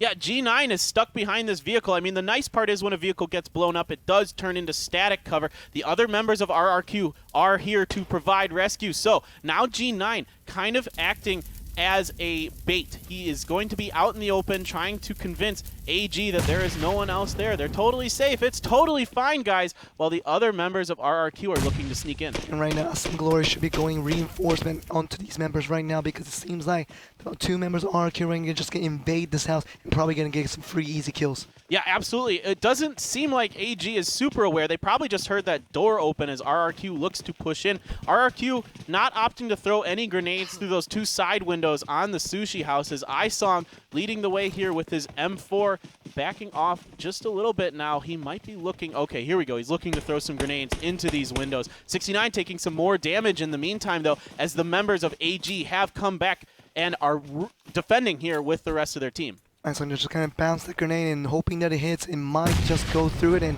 doesn't get the first time around. He might just try it again because multiple people are on the second floor building, and it's going to be a matter of time between the two members and get low enough for RQ to get the easy kills now. Yeah, they're softened up a little bit. Here comes the members of RQ pushing in. One knock already. The other member of AG goes down so quickly. Extremely well done by RRQ there. Literally no fighting back from Aston Glory means that they're going to be down 4v2, 4v1 now. There's nothing to do at RQ. The easiest team wipe that I've ever seen. Oh my goodness. D2E just predicting where those members were going to be and just annihilating them. RRQ is so good. Ivan, though, in kind of a car battle here. We've got a Mad Max situation with team number 2, Mina Boys. It seems like Ivan, another team from Thailand, is going to be going for this road chase here, just trying to get the other one to shoot in midway. If any of these shots connect, that will be a huge surprise, but it seems like they're just keeping the pressure on. Yeah, it seems like it's a little easier to shoot out of the windows. Oh, and he gets the knock from the vehicle here. Nicely done by Ivan, running him over to finish it. Very well done. It's a little easier, I think, to shoot out of the vehicles in PUBG Mobile, which I really like because I think this adds a really cool dynamic to the game where you get these exciting car chase battles. And here's another situation when Thailand wins over India. Mina Boys nowhere to go. They're just running away. They're not even fighting back. It means that basically another Thailand victory is going to be eventual here. Yeah, it looks like 31 HC is very low already. That car is smoking. He has very little health. He's trying to get in, but he does get knocked before he is able to get there. The other members of Ivan, though, they can't spend too much time dealing with this because the other members of Mina Boys have gotten into a house and they are out in the open here. But it seems like with the 4 members, they're going to be knowing exactly how much they're outnumbering their opponents from Mina Boys. And Mina Boys is not going to be very aggressive in this situation. Just trying to go passive in this house to see what they can do. Yeah, it looks like GW here pushing on the last 2 members of Gap. They got taken down earlier in exchange with Solator. Now they're getting pushed on by 4 members of GW. That grenade connects very nicely, doing a lot of damage to 003. 002 taking a little bit of damage as well as the members of GW look to push up the stairs. Jay coming in here. Is he going to be able to get these shots? He gets 1 knock onto Gap. 1 more member of Gap left to hopefully defend this, but it's not looking good. Gaming with Cash just really getting to finish it here, and 1 more member to go. This seems like should be an easy finish for basically Gap to really not find escape through all of this. It's going to be a team fight eventually. Yeah, GW taking out those 2 members of Gap. They will go down in 15th place. GW, once again, showing a little bit of something for us here. They had a decent game 1 with some kills. They were able to successfully control the military base from this team, Team Bold. Once again, doing a nice little job there. They did have the 4v2 advantage, but you still got to win over. You know, with 2 members up, you could still definitely hold a 4-man push. And I would have to say right now, Gaming with Cash, the team number 1 is going to be the best team I saw from India from rounds 1 and 2 combined. So we'll see if they're going to be the best hope for India, guys. If they can push their momentum forward.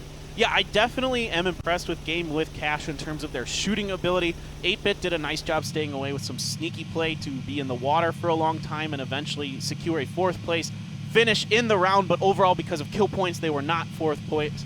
2 other teams leapfrogged them because of that. RRQ making their rotations now. Now this bridge here could get very heated. There's Solator up here, and once again, Solator and RRQ are, this is Fear here against them. Oh my goodness, Isong just absolutely wrecking Fear. 2 knocks already for him here. He's running around the building, gonna throw some smoke because other members of RRQ have been knocked here.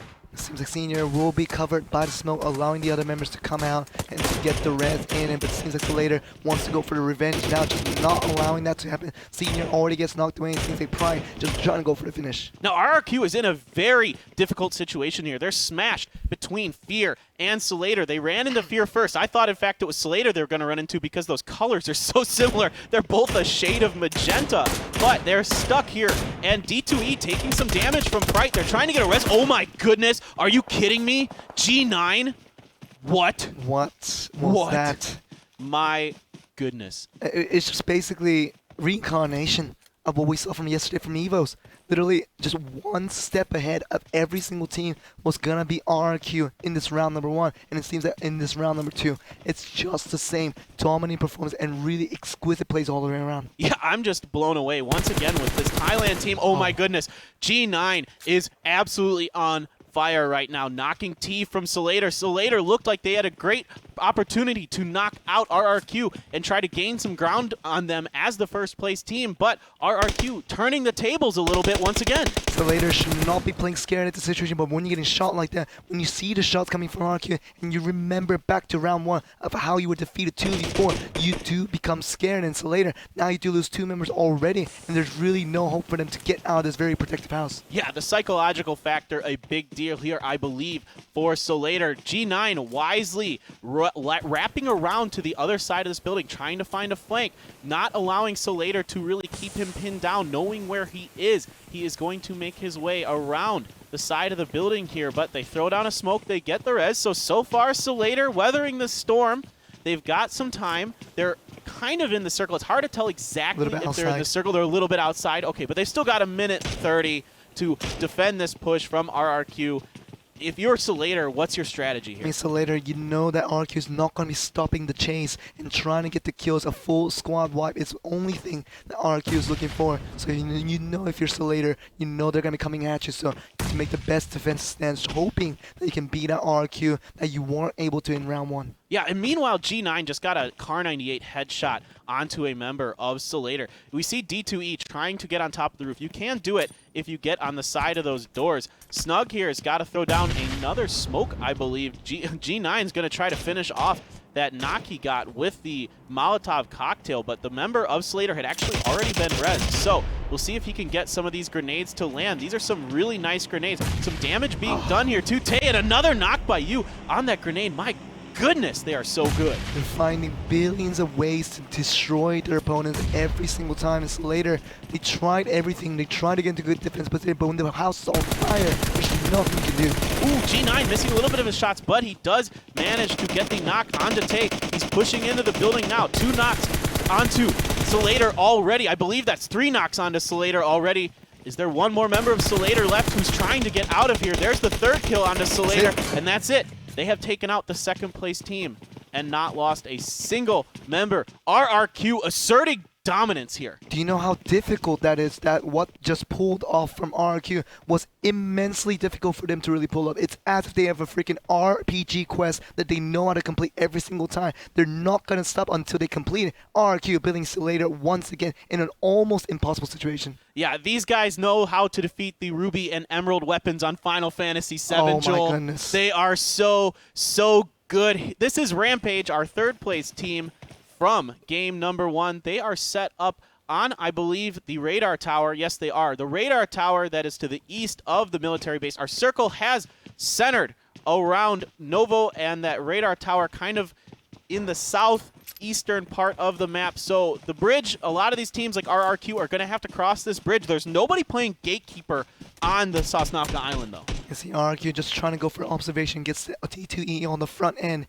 to see if anybody shoots at him and gonna find that information, and now it's gonna know that AGS is gonna be right in front of them on the other side of the road. Means that D2E and the rest of RRQ gonna set up a new strategy to see how they can defeat this another squad. Yeah, absolutely. They've got some time. The circle is closing, but they are already within it. I am excited to see how they approach this situation. D2E has already landed some sick Car 98 headshots this game.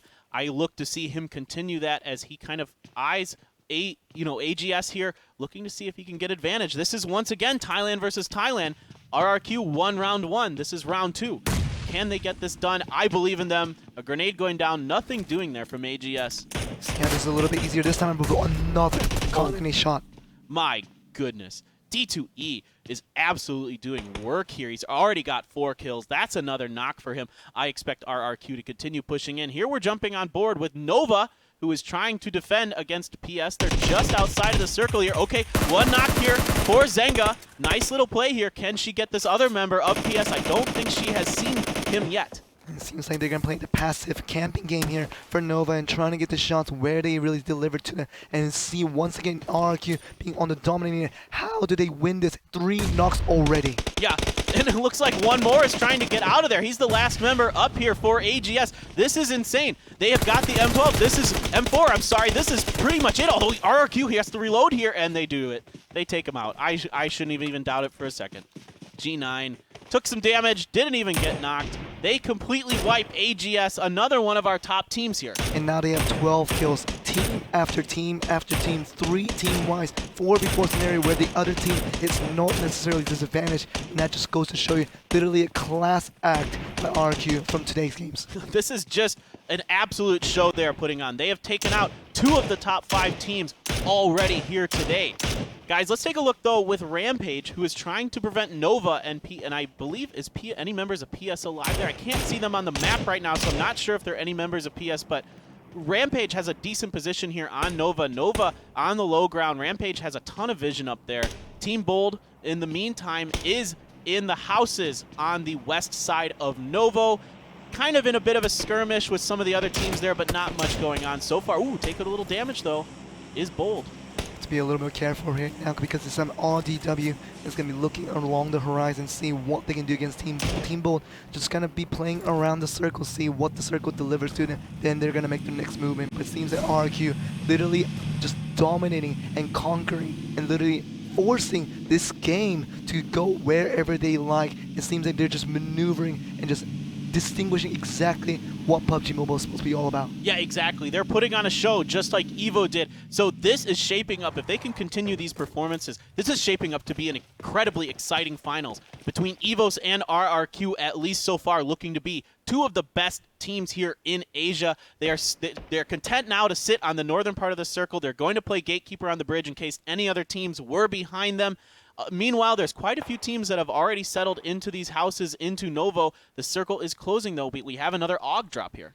We do see the AUG being dropping, but all the teams that are playing the edges kind of shows you they're really playing scared and they don't know what their proactive approach is on the next step. The only team that's kind of already in the center is going to be GW, but otherwise you see all these teams outside of blue are just barely able to get into the circle, and Fearboy, there's nothing for them to do. All 3 members losing out in health to the blue, and it might just go down here. Yeah, definitely. I didn't see any heals in his kit, so he will most likely get taken out by the circle. In the meantime, RP Rampage has been defending against Nova, and yep, there we go. We're seeing Fear Poison go down to the circle. RRQ didn't even get the kill. The play zone gets it. Ha! Take that, RRQ. You only have 13 kills so far. Still gets 1, but they're going to be happy with that. 13 kills to move forward in this on the edge, and they know this next circle opening right on the middle. That's going to be their new destination. No one's going to stop them through. They're going to try to find information on their way, and they're going to try to find out best strategy once again to defeat an entire team once again. Yeah, I think they can just kind of do whatever they want, it feels like. They're just so darn good. But Combo here with the M24 trying to get some shots onto Kimmy. It looks like she's the last member left of Novo. She is taking a lot of damage here. She is almost down. She's trying to find a way to get out. Combo just misses with that shot, but his teammate Black Dog does take her down with that Mini 14, and that will be Nova out in 10th place. And Nova, once again, just like round 1, playing 2 passive, literally until the kills are literally delivered to them, nothing else will come out of this team. So even if the circles are given to them, there's nothing for them to do. It seems like they need to be a little more aggressive seeing this round 3, because it seems like right now they're going to be way down at the bottom. Yeah, absolutely correct. They have not had very good performances here in game 1 or 2. Rampage, though, has a nice position on top of this mountain. The circle has given them the edge of it on the west side, so they will be able to defend that. They have all the information in the world. They're on the highest point on this part of the map, so they can pretty much see everything. Ancient is moving up on them. Team Bold is going to have to make their way into the circle. Here they're in a fight with Red, White, and a member of Bold gets taken down by Red, White. 2 members of Bold getting taken down. 3 members of Bold. Bold, I believe Chain is the last one standing. And that's a difficult situation for Team Bold. Only has 2 members left standing, and Skrill and Chain is going to be the only one just in these houses. And why are you separated? Once again, we see another example where teams are not grouped up together in these team fights, and you're literally putting yourself at a 4v2 scenario once again they find a punishment. Yeah, they're not able to cover each other very well there. They're just, these 2v2 splits just don't seem to be working right now. Exactly. And you know, I get why you're trying it. It seems like you can cover each other well that way, but it seems like it's a little more advantageous advantageous to just be kind of working together. You know, maybe having one person be like a flanker or distraction and the other three working to swing around with them. RRQ is pushing on another team. They are just so good. I'll be curious to see how this. Okay, G9 gets knocked down here. This is a strong team from GW. Just barely. Senior trying to come in and provide some cover here. I believe that was a member of GW going down there. GW, yeah. Getting hit by the blue and trying to go for the res. That's a very risky play. He might just die off with him and has to go for any type of heals here, but GW will go down to the play zone and the rest of the members. Oh my gosh. GW, there's nothing for them to do. No way. They survived. Perfect calculation. No! Literally perfect inch, perfect second calculation on that res. No! Joel, that is unbelievable. They are G9, geniuses. They are absolute geniuses. That was crazy. Senior That is getting out of their both mind. of those members of GW. Are you What? kidding? What? This is incredible from RRQ. They are playing to perfection. It is as if they are manipulating the system of exactly going the way they wanted to. RQ, everything they do from Alpha to Omega, from the very first to the very last thing they do is absolute perfection. No mistakes whatsoever. They are Neo in the third Matrix movie. They are able to bend reality to their will. Insane stuff here, but we are going to move over to Rampage, who is still on top of this hill. They've got Ancient below them. They've got all these other teams in their view. So can they manage to weather this storm? Is RRQ going to be able to push them out of this position? But the circle has moved. And look at where the circle is right now. For the very first time in this round 2, RQ finally is rewarded with a circle right on where they're standing.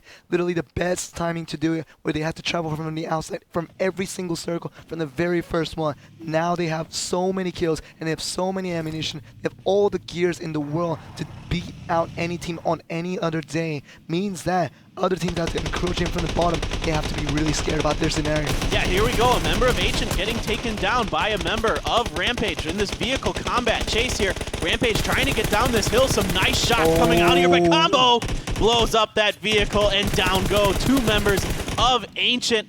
I believe that might have been all of them wiped. There are only 4 teams left. But Rampage does have to make their move into this next circle here, but they kind of stick around for the meantime and just going to go for RQ. It seems like they lost a couple of members already. Seems like iSong is going to be trying to find ways to fight back here, but O2E and D2E and the other members of RQ see what they can do.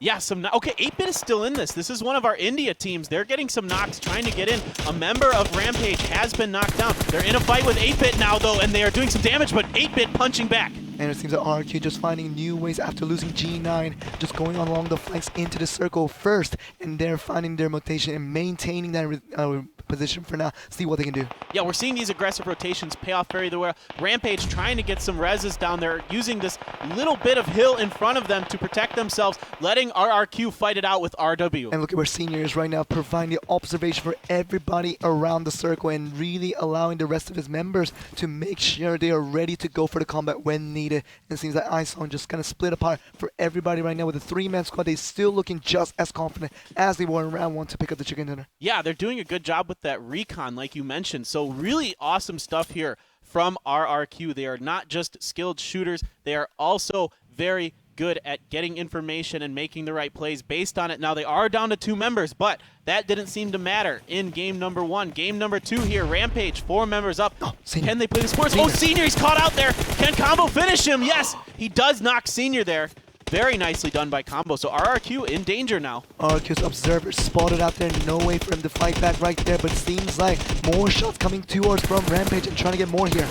Yeah, Rampage moving down this hill. They've got the high ground advantage. They are trying to make it work for them. They've got 2 members knocked of RW. They have got a member knocked of RRQ. I'm really curious to see if they can make this playoff. Red-White trying to survive. Ooh, a nice knock there by Baby Rage onto Vincent. And Red-White coming in from Indonesia trying to see what they can do against this Thai squad. RP almost going down, but that's so close. Wow, very nicely done by RP here. Oh my goodness, they're down 3-way, and it's RQ. No. Once again, it might happen. Oh no, they've only got 1 member left. Combo has to get the res here onto Vincent. Senior. iSong looks like, yeah, he's going to get the res onto Senior. Oh my god, that is 1 pixel away. Oh. That is 1 pixel away. How can they keep doing this? How can they keep getting away with it?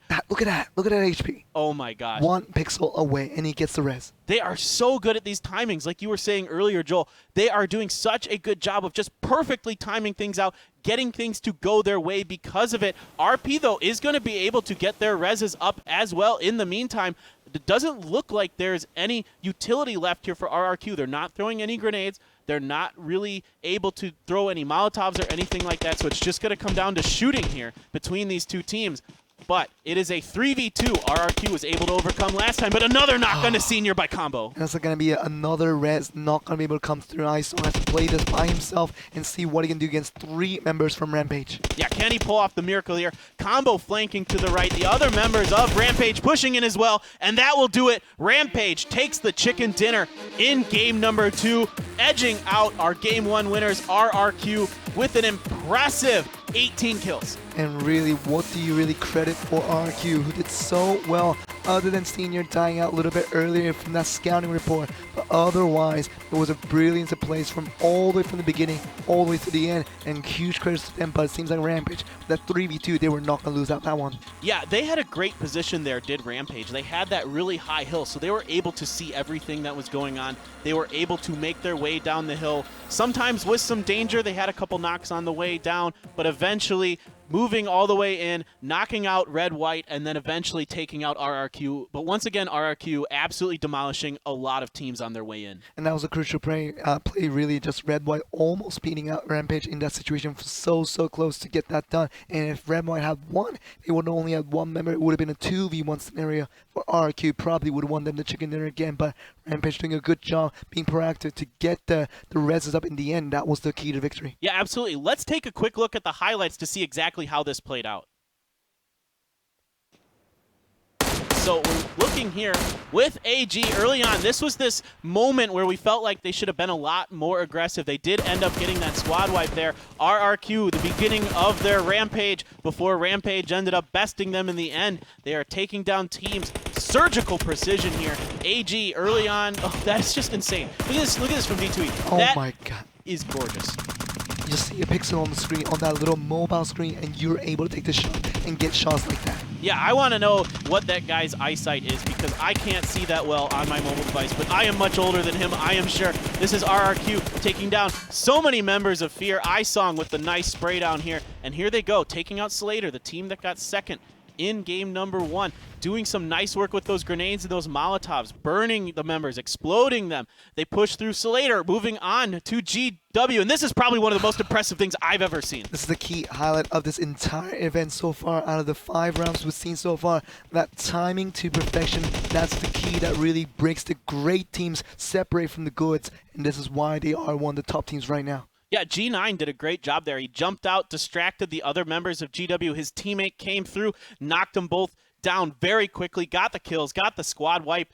But in the end, Rampage does take that game. So Rampage, a very strong team from game 1, they're going to gain some ground here a little bit onto RRQ. And another team from Thailand means that they want to assert their dominance right now, along with RQC. One thing to do in round 3, it doesn't seem like they will get first place, but all the more they're trying to get a decent second place. Yeah, exactly, Joel. But we got to take a quick break, guys. We are going to come back with game number 3 shortly. Don't go anywhere. We'll be back soon.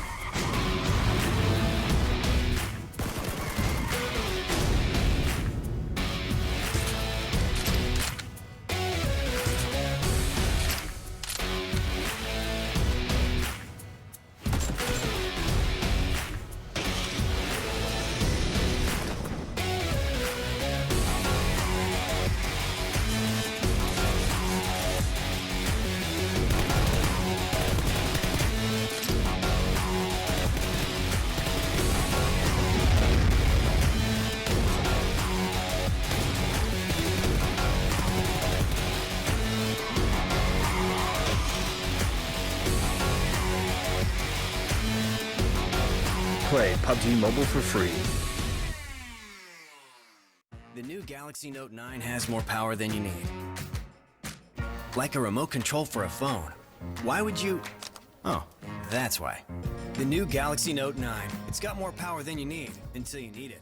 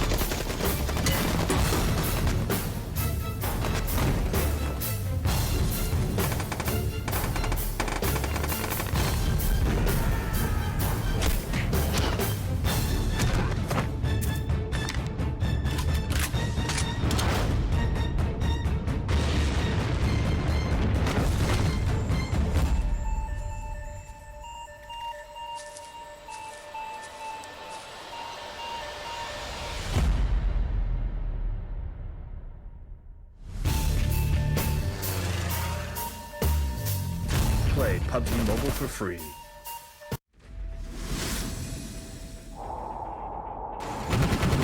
This is PlayerUnknown's Battleground, the hottest game on mobile. We are looking for passionate and talented competitors to join the PUBG Mobile Star Challenge. There will be qualifiers in 6 regions: North America, South America, Europe, Asia, Korea and Japan, and China. The top teams will join the regional finals. The top finishers in each region and some invited teams will join the global final to play for a cash prize and exclusive benefits from PUBG Mobile. Are you still staying in your safe zone? Get on that plane and jump into the blue zone. The 2019 PUBG Mobile Pro Tour, coming soon.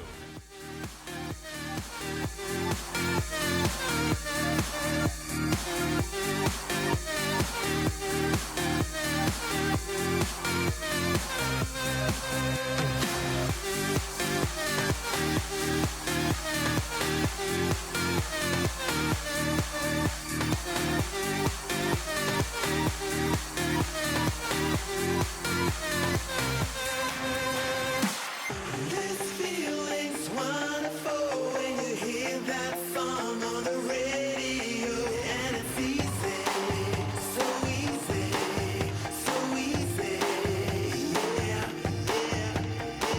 It feels phenomenal when you hear that sound in stereo, and it's easy, so easy.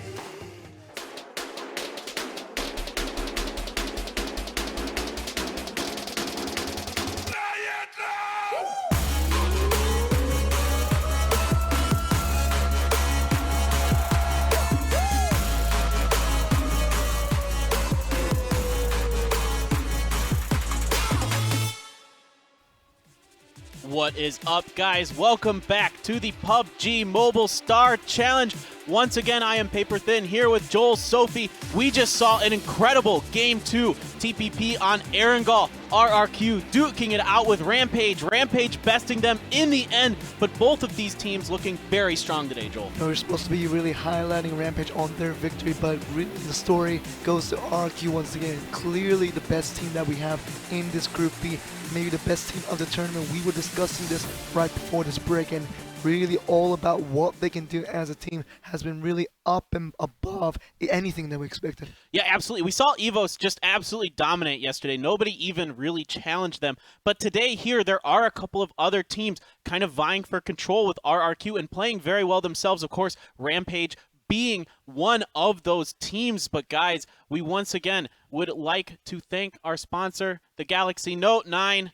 We love this thing. If you guys like it, you should check it out. We have the Galaxy apps where you can find the mobile app as well here for PUBG Mobile. So get that. Get this. This is so fun. Look at what this game is. This is a mobile game, guys. And look at how action-packed and exciting this is. And to say that game at Group A from yesterday was all about the excitement, Group B just literally added on to the real challengers coming onto the lineup to say that RQ was not going to be the one top dog leading this event. It was going to be the other teams really putting up a good fight, but that means RQ has to transcend into another level. This is what really allows excitement to even grow even more. Right. I mean, they were dealt a little bit of a difficult hand there was RRQ, but it seemed like it didn't matter. They just made it work. They pushed team after team, taking down Slater, GW, all these fairly strong teams in their own right. Of course, Slater got second place in the first game, and they just bowled him over like it was nothing. It really was about RQ had to go all the way to the inside of the circle. They were already outside of it from the very first circle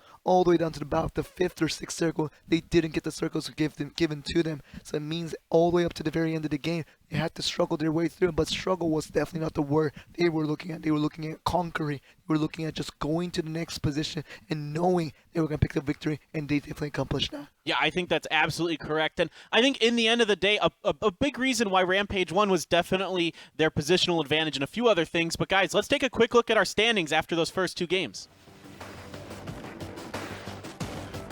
So here we go, the bottom 10 teams. Of course, once again, Evil Genius was not able to make it today, so they were disqualified.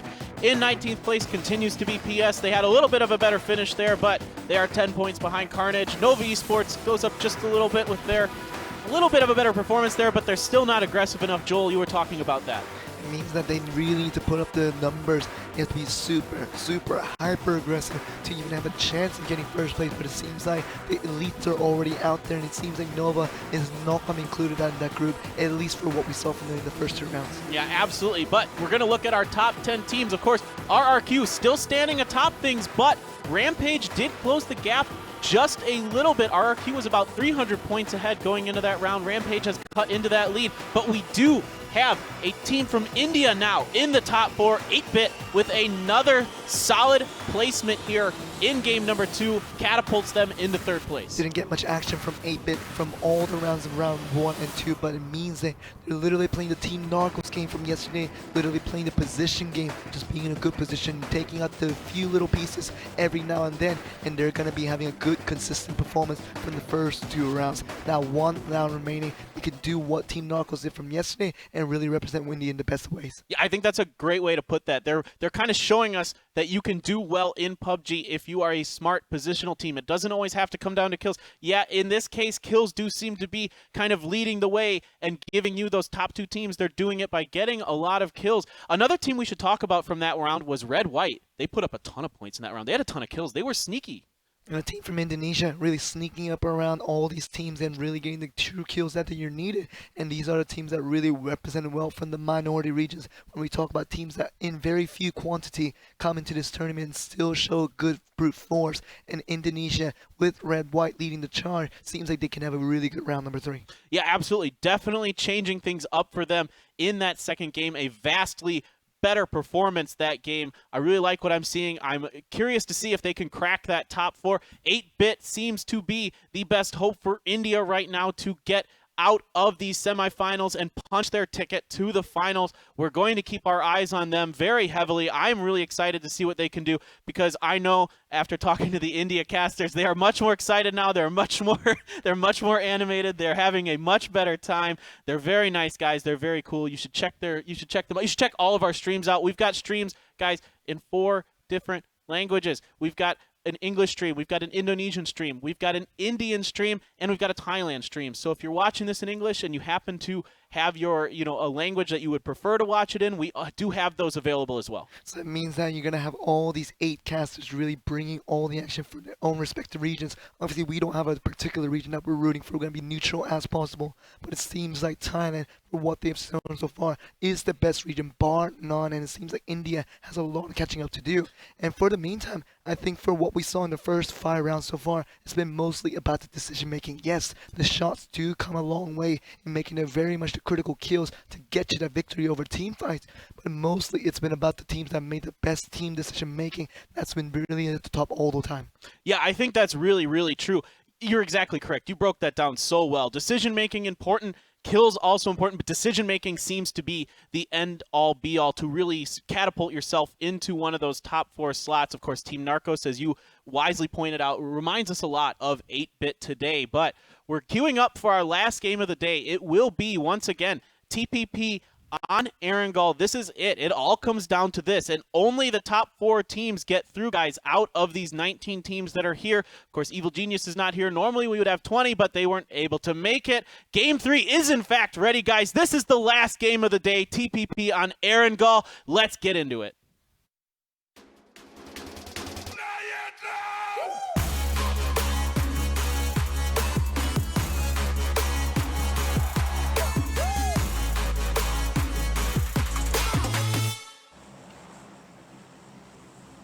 Our plane is loaded up and ready to go.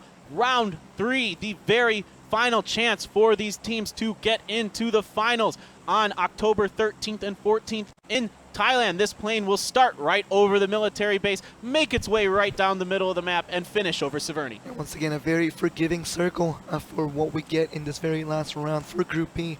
Means that starting off in Sosnovka, the boys will definitely love to get there. And it seems that Nova is trying to get to Novo. Trying to fit in with their name, but we'll see the other teams trying to get into it. But it seems like Severny ending to this fly pad will allow all the teams to get where they need to be. Yeah, absolutely. It seems like Nova hasn't been contested too much in Novo. A little bit difficult to pronounce that they're a bit of a tongue twister.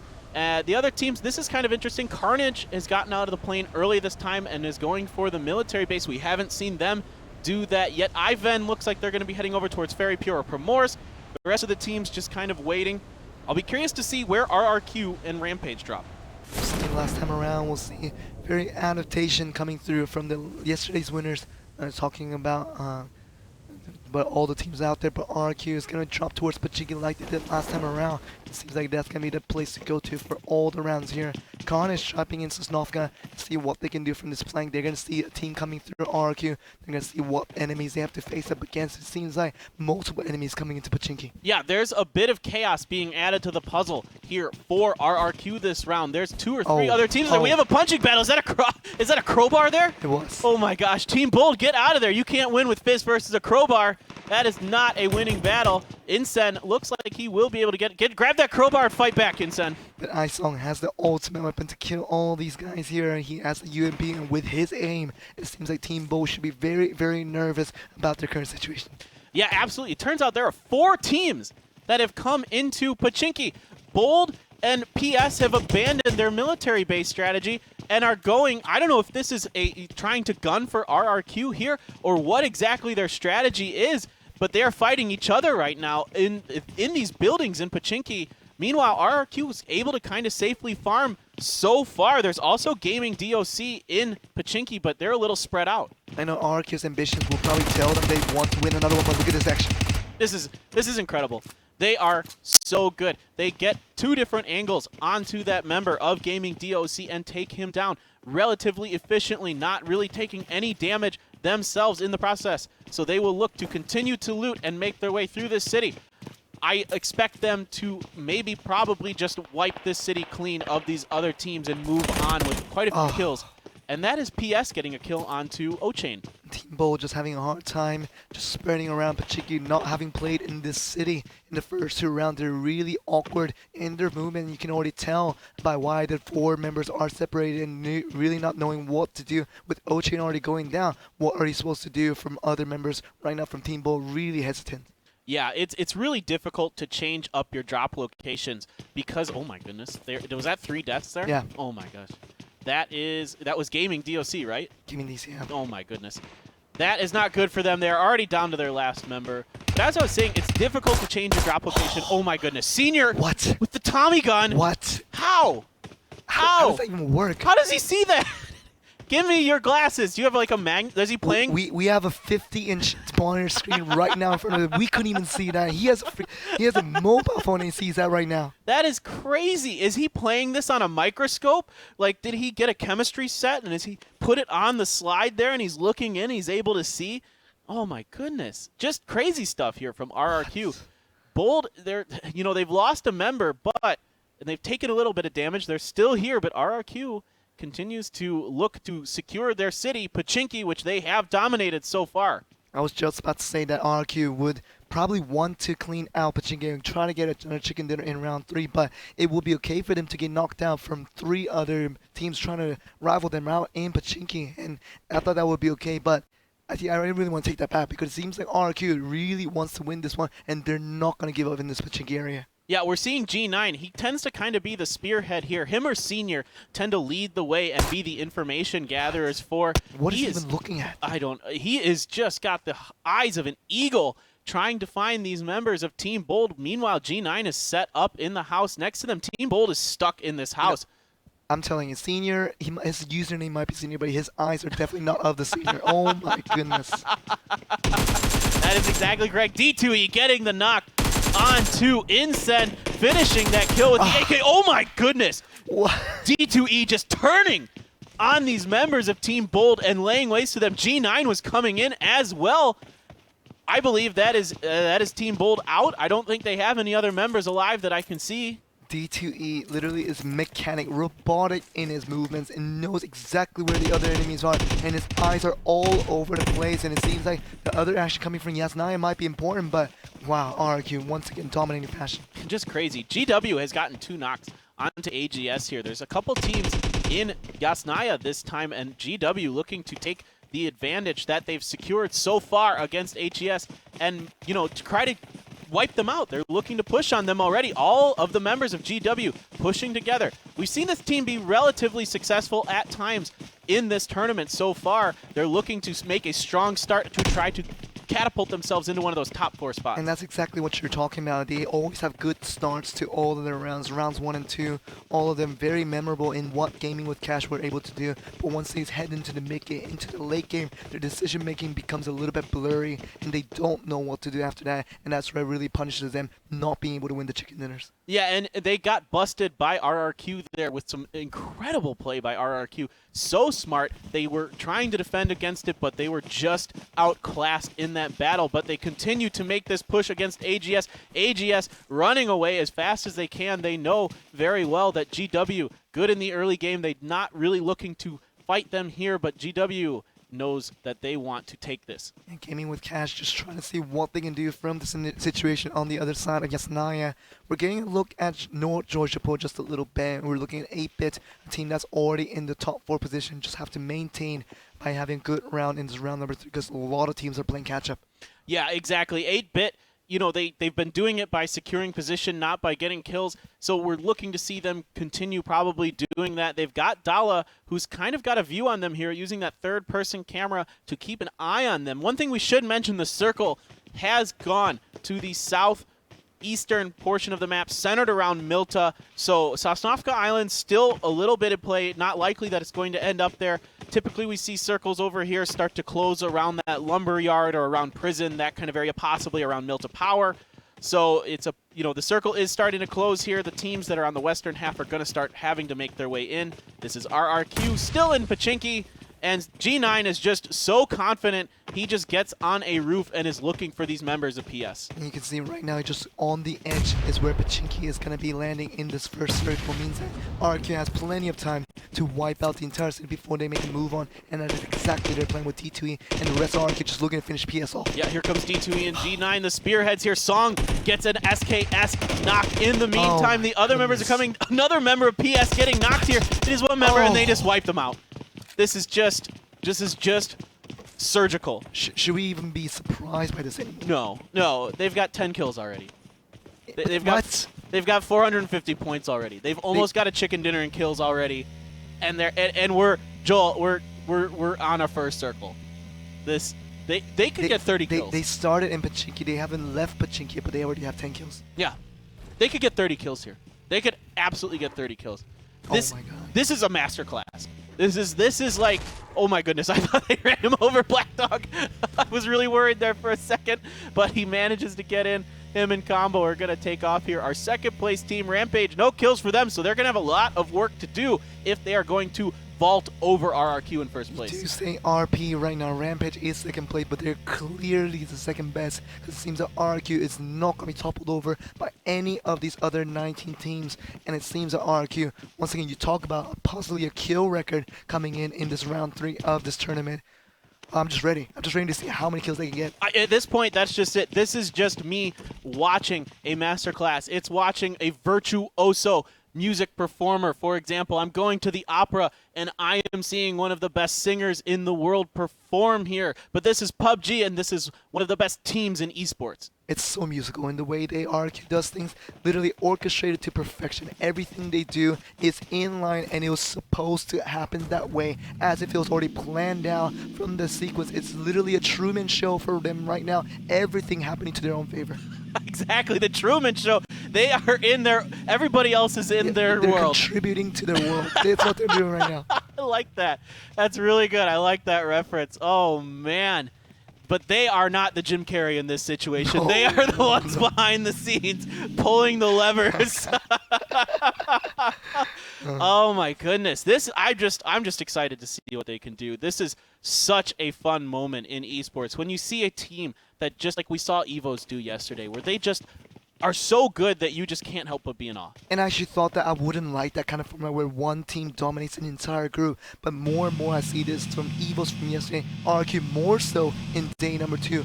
I'm sort of starting to like it because now I have some favorites to root on for once we get to the Asia Finals, and those two teams definitely will make the World Finals. Yeah, that's exactly correct. You could pick your favorite team, guys. If you liked Evos yesterday, you can root for them. Today we've got RRQ and Rampage who are playing very well, as you know, in addition to what we're seeing from RRQ. So there's a lot of really good teams to root for here. Even 8-Bit.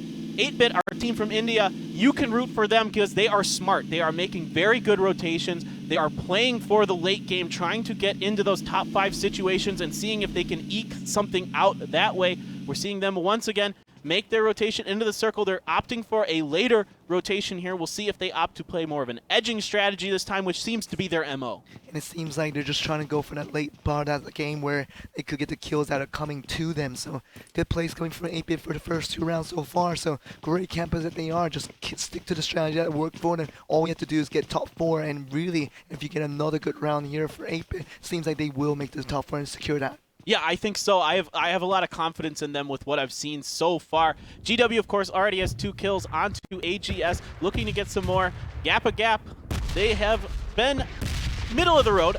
They're very much in the middle of the road right now. They've got some eyes onto Fear. Let's see if they can make this work. Okay, some shots coming down to Poison. Poison about to get knocked. He does, in fact, get knocked. Nice shooting by 001 from Gap. They're trying to finish this kill off now. Being patient was Gap. And 002, I don't think he quite has the angle on Poison. I believe Poison's got that wall enough in front of him to block these shots. More the more, I think the rest will probably not happen. They're trying to go for it without smoke, but Poison just creeping into his teammate right now with Killer, trying to go on that, and you see the smoke with the hyper aggressiveness coming from player 2, means that they really want to get this kill and not allow the rest to happen. Yeah, some return fire coming. Meanwhile, Ivan is fighting here with Mina Boys, who are in a position. They have taken this compound. Ivan has the hill to the southwest of them, looking to make some shots happen here. Mina Boys, a team that's been very quiet so far today. Same with Ivan. Sam's got this SLR. He's going to take out the tires on their UAZs so they cannot make a quick escape. They've already taken a little bit of damage. Ivan has not taken any. So they will maybe look to push in here if they're confident with it. They've got some damage done already, but we're going to move over to Ancient, who I believe they are up in Yasnaya. Ancient's really seeing what they can do from this situation from Yasnaya.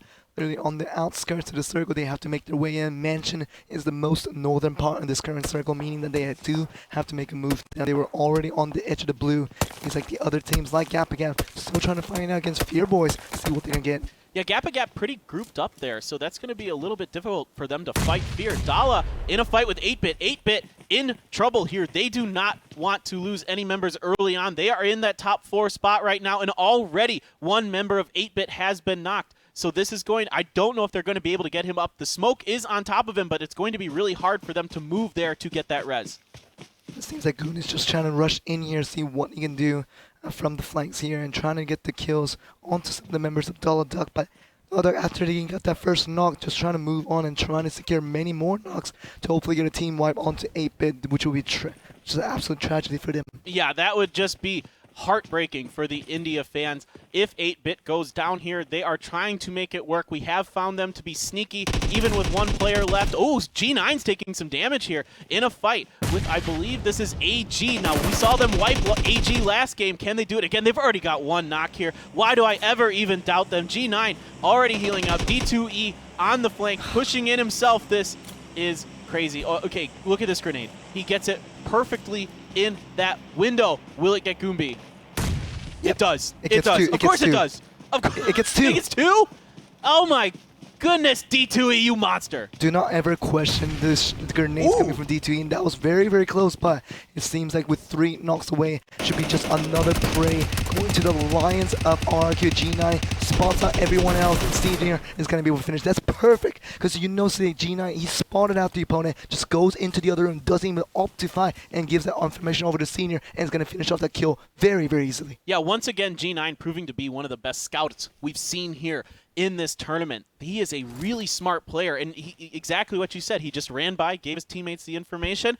Really well done by him. We're back with Dala, still trying to prevent 8-Bit from getting through them. They've got 4 members up. They've got 1 kill on 8-Bit already. Looks like 8-Bit going to return the favor onto Fawn here, though. But Dala bonuses knocks Goon in the meantime.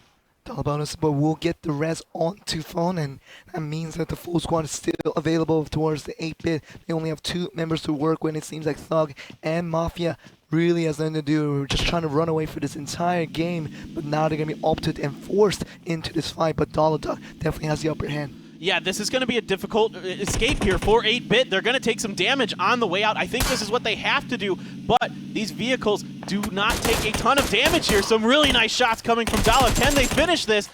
Oh my goodness. They were going to get out. Woo! But another opponent Oh no. right here. Oh no. They got to go. They got to go. They got to go. Drive by them. Don't do it. Okay.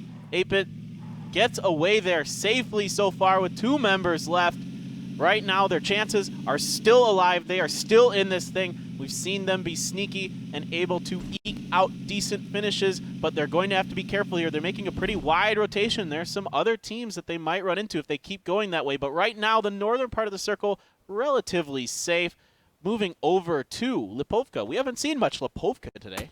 Slater is going to be the action being forced onto here, but it seems like Fear Boys, we're back to them to see what they can do against Gap and Gap. They're still well onto RQ, looking for new plays here, and they think they found it. Oh my goodness. They are... Okay, now Dollar Boy, they had a successful fight against 8-bit guys. Now you're up against the final boss. RRQ looking to take this compound from Dala. Dala has a nice spread here, so this isn't going to be easy peasy for RRQ, where they can just roll into a building and take it over. Throwing some Molotovs, are they, to try to flush out some members of Dala. One member of Dala outside of building. D2E with some nice jumping shots. Isn't quite... Oh, he just gets the knock. Insane play by D2E. He's taking a little bit of fire damage from his own Molotov, though. He gets inside the building. Another member of Dala getting knocked, and will probably go down. 3 members of Dala. But okay, RRQ has 3 members knocked right now. G9 is the last one left. Okay. They might actually go down here. This is very important for right now. RQ was very, very aggressive in their plays, and we're going to see the last play coming here. G9 versus the world here. Oh! They did it!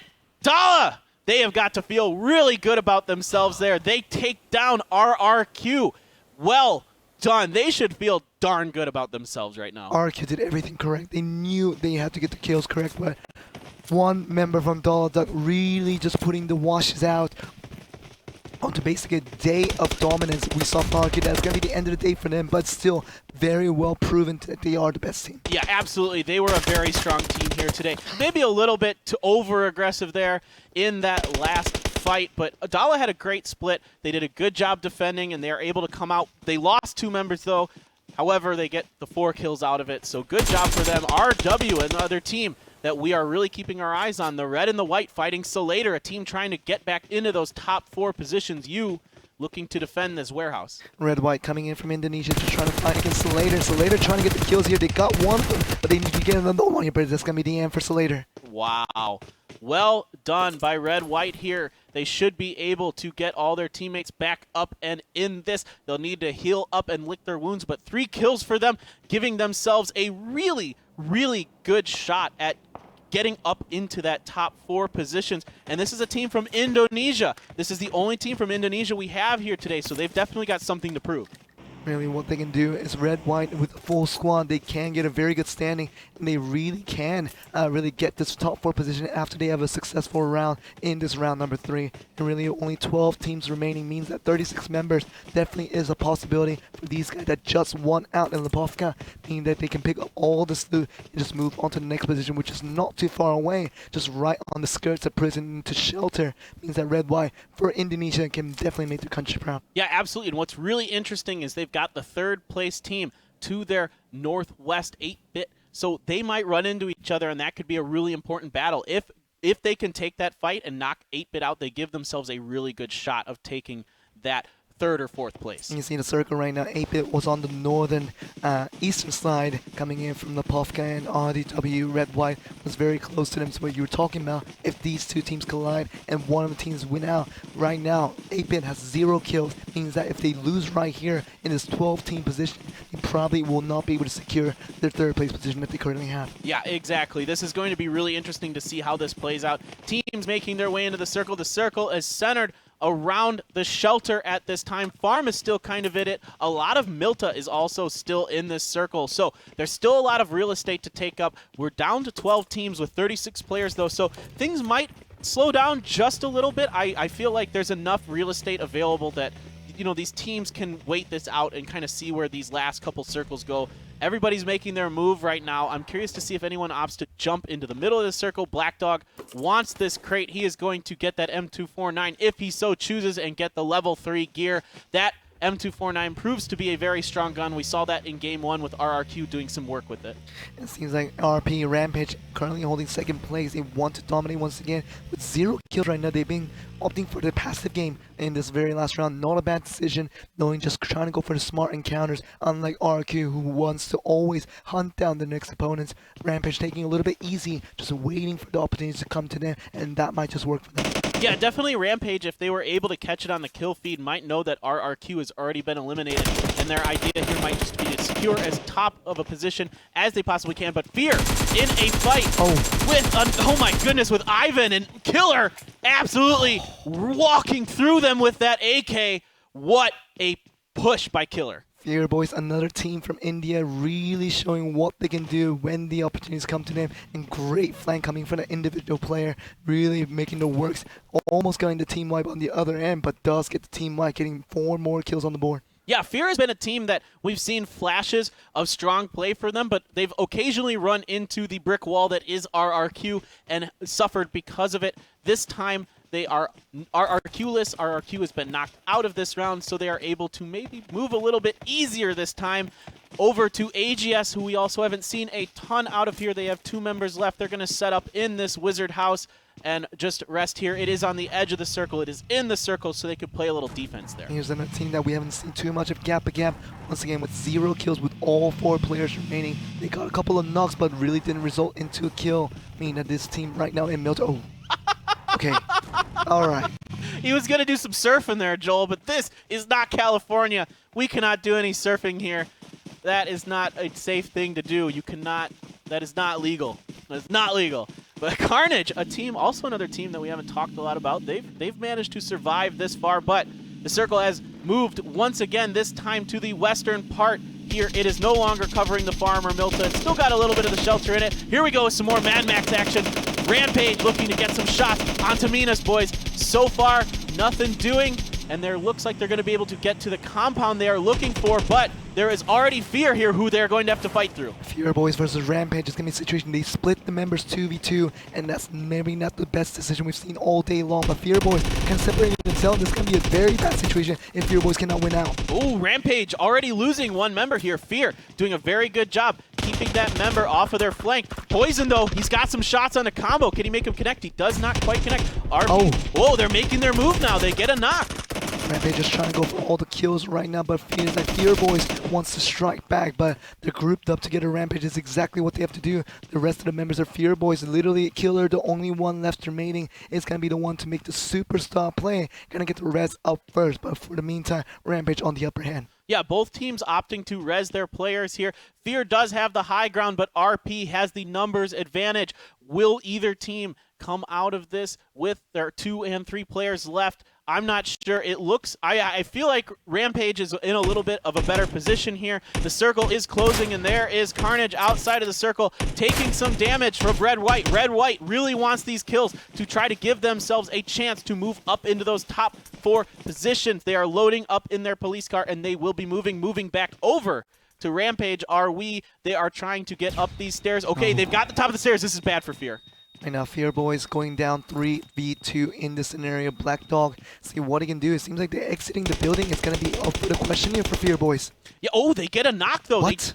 They were able to shoot from the window into the garage, so this is bad for Rampage now. Fear doing a nice job positioning around, but my God. Razor gets caught in the back, and that'll be Fear going down. Brilliant. In, I believe, 10th or 11th place here. Looks like 11th place. Nice job by Rampage. Fear almost turned it around there with that nice push outside of that window, but Rampage was right on their heels, able to clean them up. That was a proactive movement coming from Fear Boys, but all the while it seems like Rampage once again coming through, showing why they are still the top dogs in this one, and they are the number 2 team, still looking to take that number 1. They are very, very close to it now. 10 teams left remaining. If they get a chicken dinner, they probably will win out against RRQ. Yeah, they absolutely could. even though RRQ has a ton of kills in this round, they went out really early. So a chicken dinner plus some kills here for Rampage could vault them over. They have the circle right now, and they are looking very strong. Carnage still trying to find their way in, taking a lot of blue damage. They are way outside of the circle.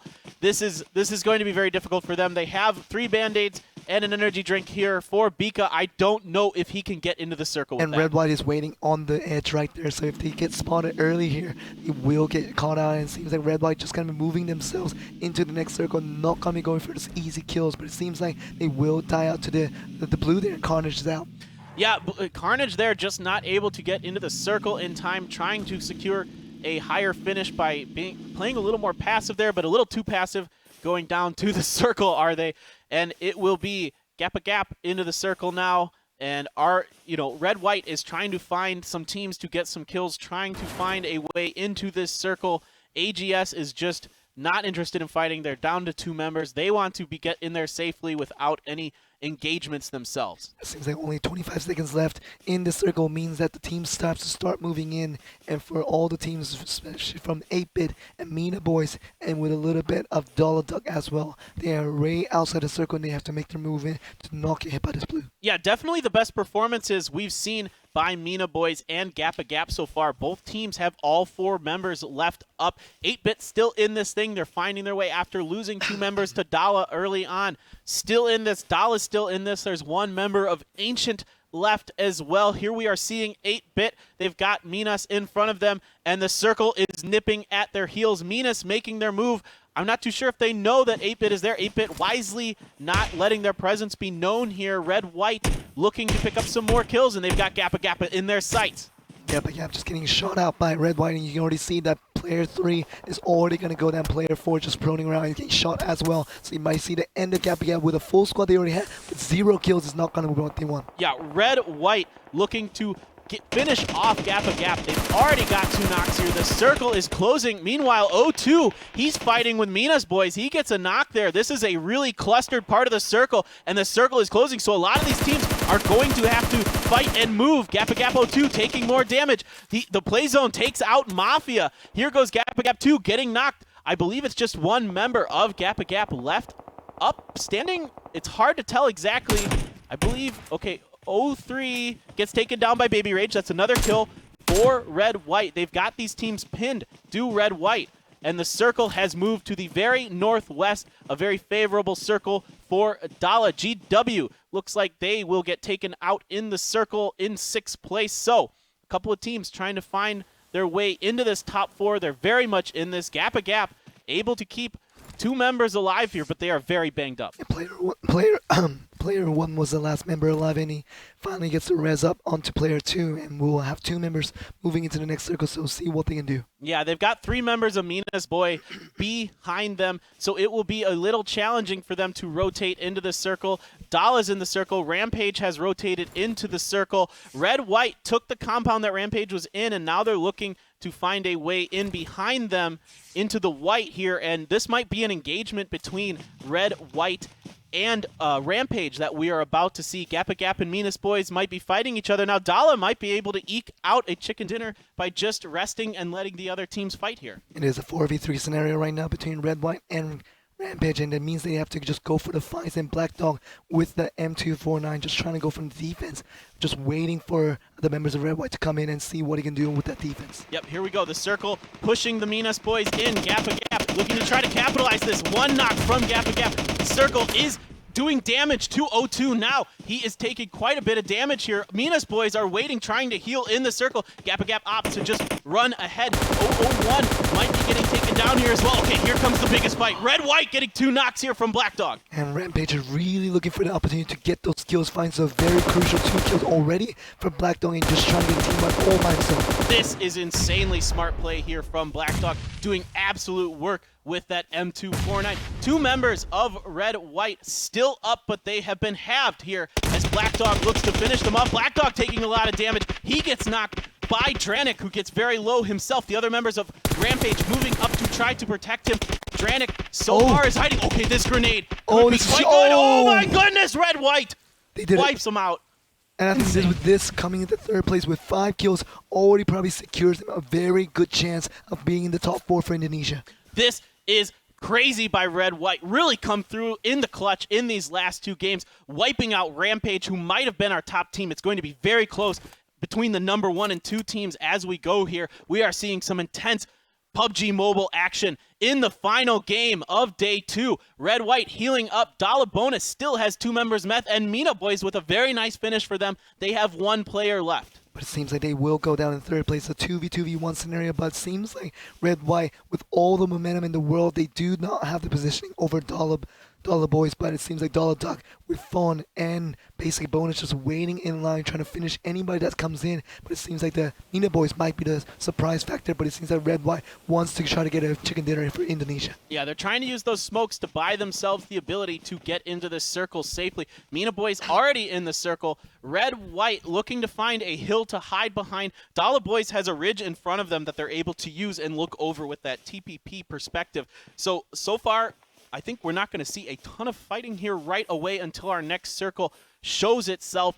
They're just going to lay in the grass and be patient here. There's no reason to give up your chance, especially if you're Red White, who is very much in this in terms of possibly making one of those top 4 positions happen. Dollar Bonus just hiding behind a tree. Ooh, taking a little circle damage there. And we have our last circle. It has gone towards the Dollar Boys, towards the west end of that circle. So it seems like the Mini Boys is going to be the first target for Dranik and the rest of Red White. But they do see him on the grass. They should, but trying to go for the kills and get the first knock. But this is very important because Red White, once they make the fire shot, it gives the positions away for the other positions of the other boys from the Dollar Duck. And that makes it easy for them to get the chicken dinner. So Red White has to be very cautious here. Oh my goodness, they have not seen 1 a.m. He is going to get the knock onto Loke, trying to finish it off. He does. This is disaster for Red White. Okay, he manages to finish off 1 a.m., but now it is a 1v2 for Red White. Will Dollar push on this? They heard the shots. They know that they have the 2v1 advantage. Instead,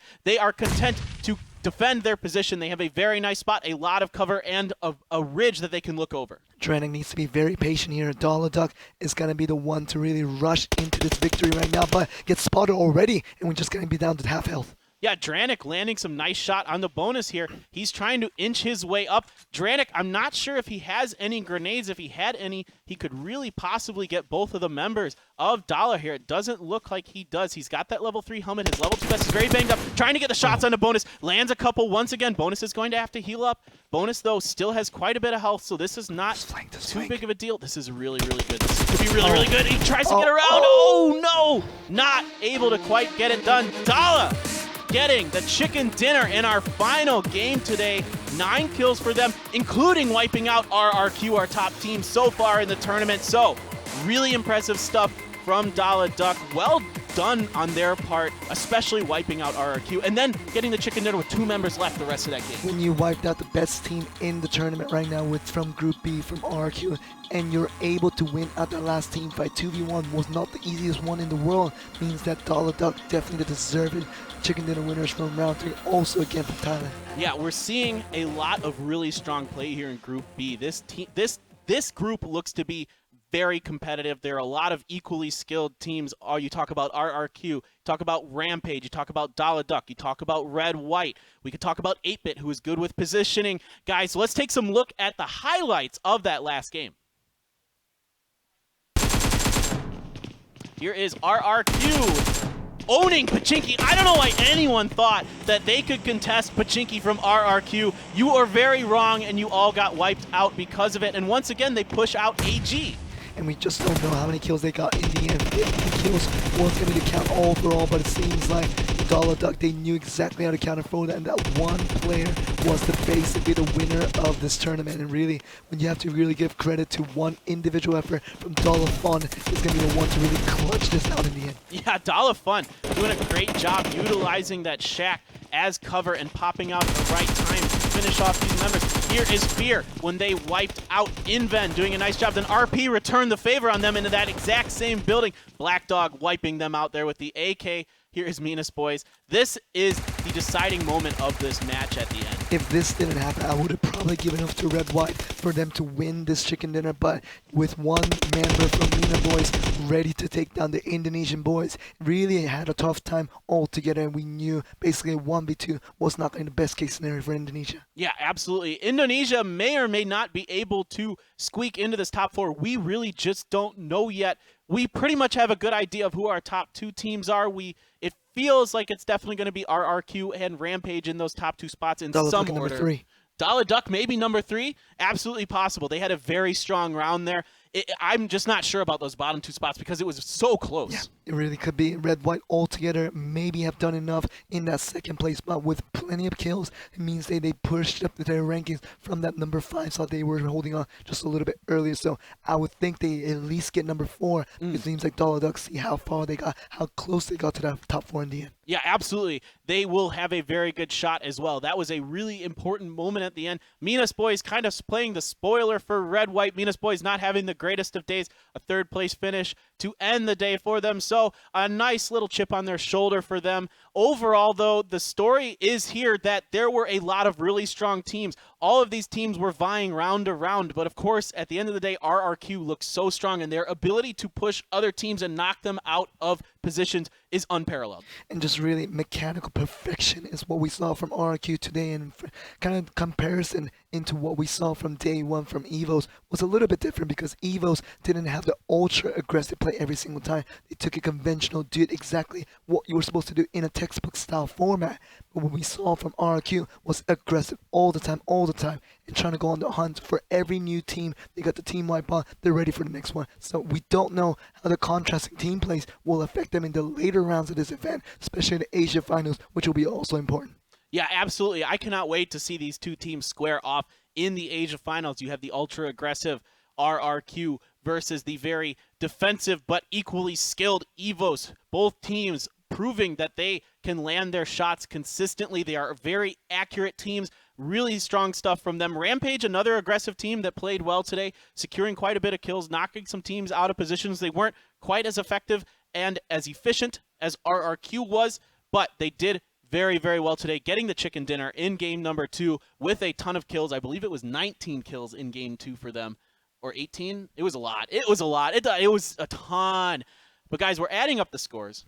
We're going to see how this all shapes out. We feel like we have a pretty good idea, but like I said, those 3rd and 4th positions, I'm just not entirely sure. One thing I'm definitely sure is that India is not the best region of today. Even if they had 7 teams in total participating out of 19, they couldn't get many teams in there. 8-bit was probably going to be barely in, but with that last round not going so well for them, they might not make the top 4. We might have a complete absence of India once again in this day 2. Yeah, once again, we're going to have Thailand going 1-2 both days. Thailand is insanely good at PUBG Mobile. They are absolutely showing their dominance here in the Asia region, and they will be fighting on their home turf in the finals as well. So this is really exciting stuff if you're a Thailand fan.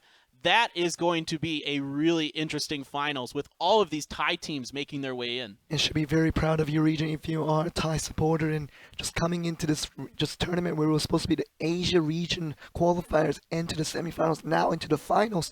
It doesn't seem like that way. It seems like a Thailand event altogether. Just fittingly being in the finals in the Hua Hin in Thailand, it makes a lot of sense because Thailand, you have worked so hard to get to this level, and now the clear dominance is now known to everyone in the world.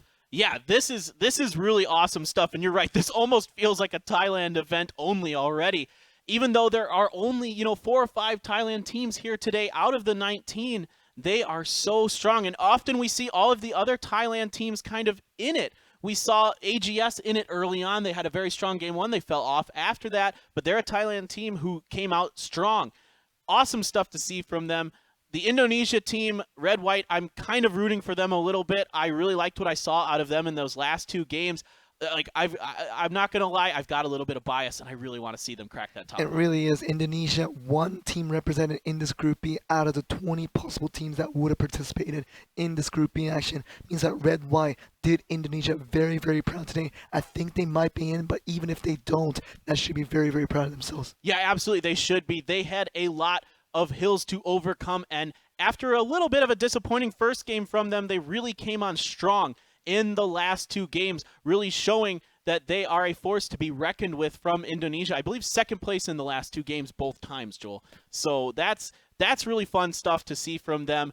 Overall, this was a really, really exciting day. I mean, yesterday was fun because we saw EVOS just absolutely wreck everybody. Today, we saw a lot of really strong teams butting heads, constantly vying for those top spots. In each game, we had a different winner. We thought day one was going to be the pinnacle of excitement because we had one team literally dominating the show. But day two, we come in, we don't know what to expect, and we get RRQ, just a hyper-aggressive team that doesn't know how to stop. Literally, until their team gets wiped out, it's going to be where they end. And literally, that happened only in round 3 because it seems that round 2, they barely lost out to Rampage. And all the more, they could have gotten in. And it really goes to seem like RRQ, they will not have any breaks on their heels here. It's going to be all about the acceleration every single time, and I like to see that team get back. Yeah, that was a team that we could have just watched the whole time today, and I would have been very enthralled with what was happening. The camera never needed to leave them, it felt like. It was always them pushing on someone else, always them getting kills, always them taking another location.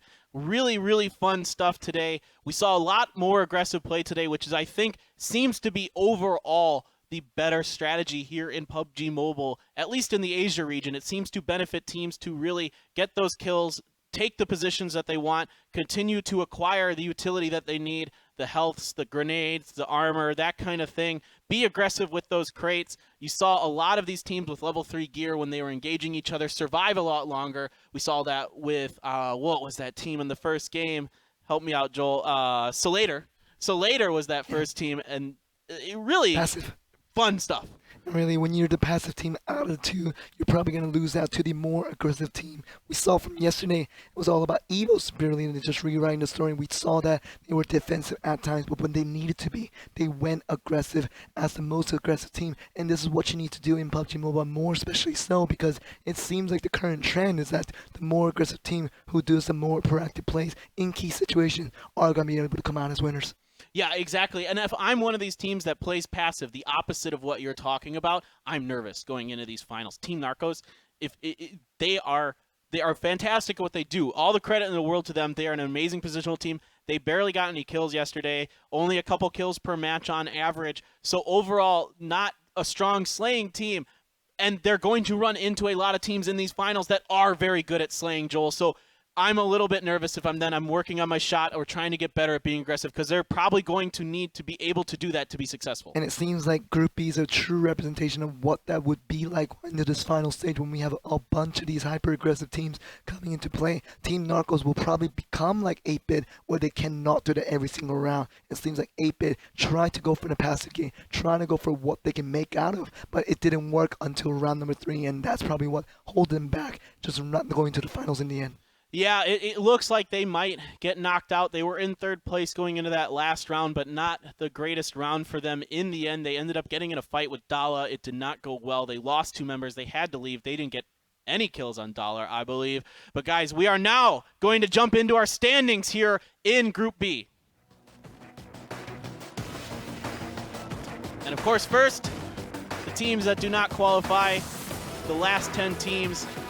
Not the best performance here from some of these teams. Nova Esports, once again, we tried to focus on them a little bit, but they were just a little too passive today, weren't able to find any success. Team Bold, a team that maybe had a chance after round 2 to maybe make a splash, was knocked out very early on because they opted to drop Pachinki to try to contest RRQ and paid the price for it. Basically, this page shows us that the teams that weren't aggressive at the right time is going to be what we see, but this is the one that matters. Oh my goodness, it is Dollar Duck in 4th, Red White in 3rd. Nicely done, these teams.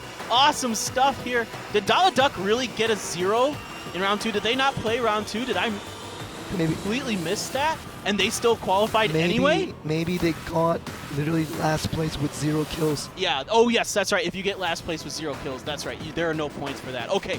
I was a little concerned there for a second. I'm like, did they miss that game? No. They did it. They come through with a 0 in round 2, still able to get it done because of that chicken dinner. 8-Bit just missing out by 60 points. And that just goes to show you that one chicken dinner does you so much in a best-of-3 round format. But Dollar Duck, basically after round 2, was probably feeling hopeless down at the bottom of the standing, but still didn't give up and really were able to pick out that chicken dinner that really got them the 4th place, the only really the cut line that got them into the finals in the end. Yeah, that's a really good point. And we talked about that yesterday at the beginning of the show, that if you get a chicken dinner, no matter what, you're putting yourself in a darn good position to come through out of this format because there are only 3 rounds. So congratulations to these teams that make it. Once again, it's 3 teams from Thailand coming through and a team from Indonesia.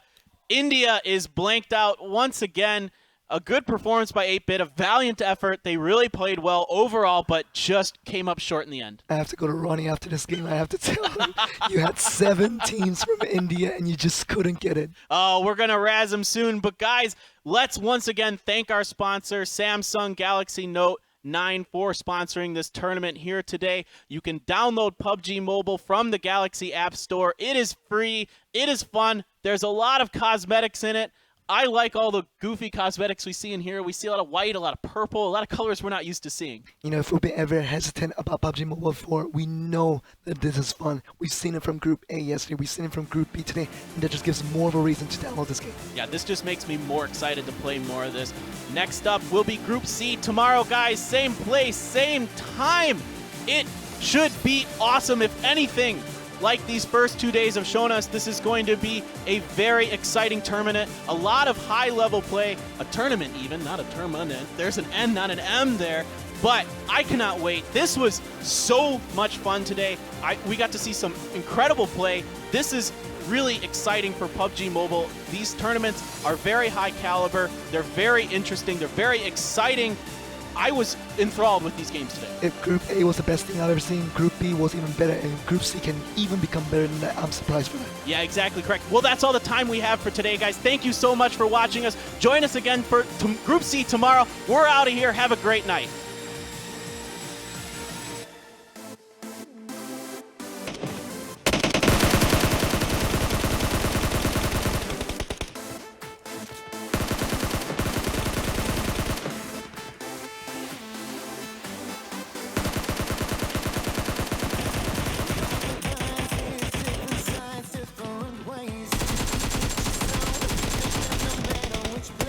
Listen to a man, don't judge every word. We don't need stereotypes. Come on, get my cup, feel the fire around. Let the chicken ground. We like to do it wild. We like to do it wild. We like to do it wild. We are wolves in disguise.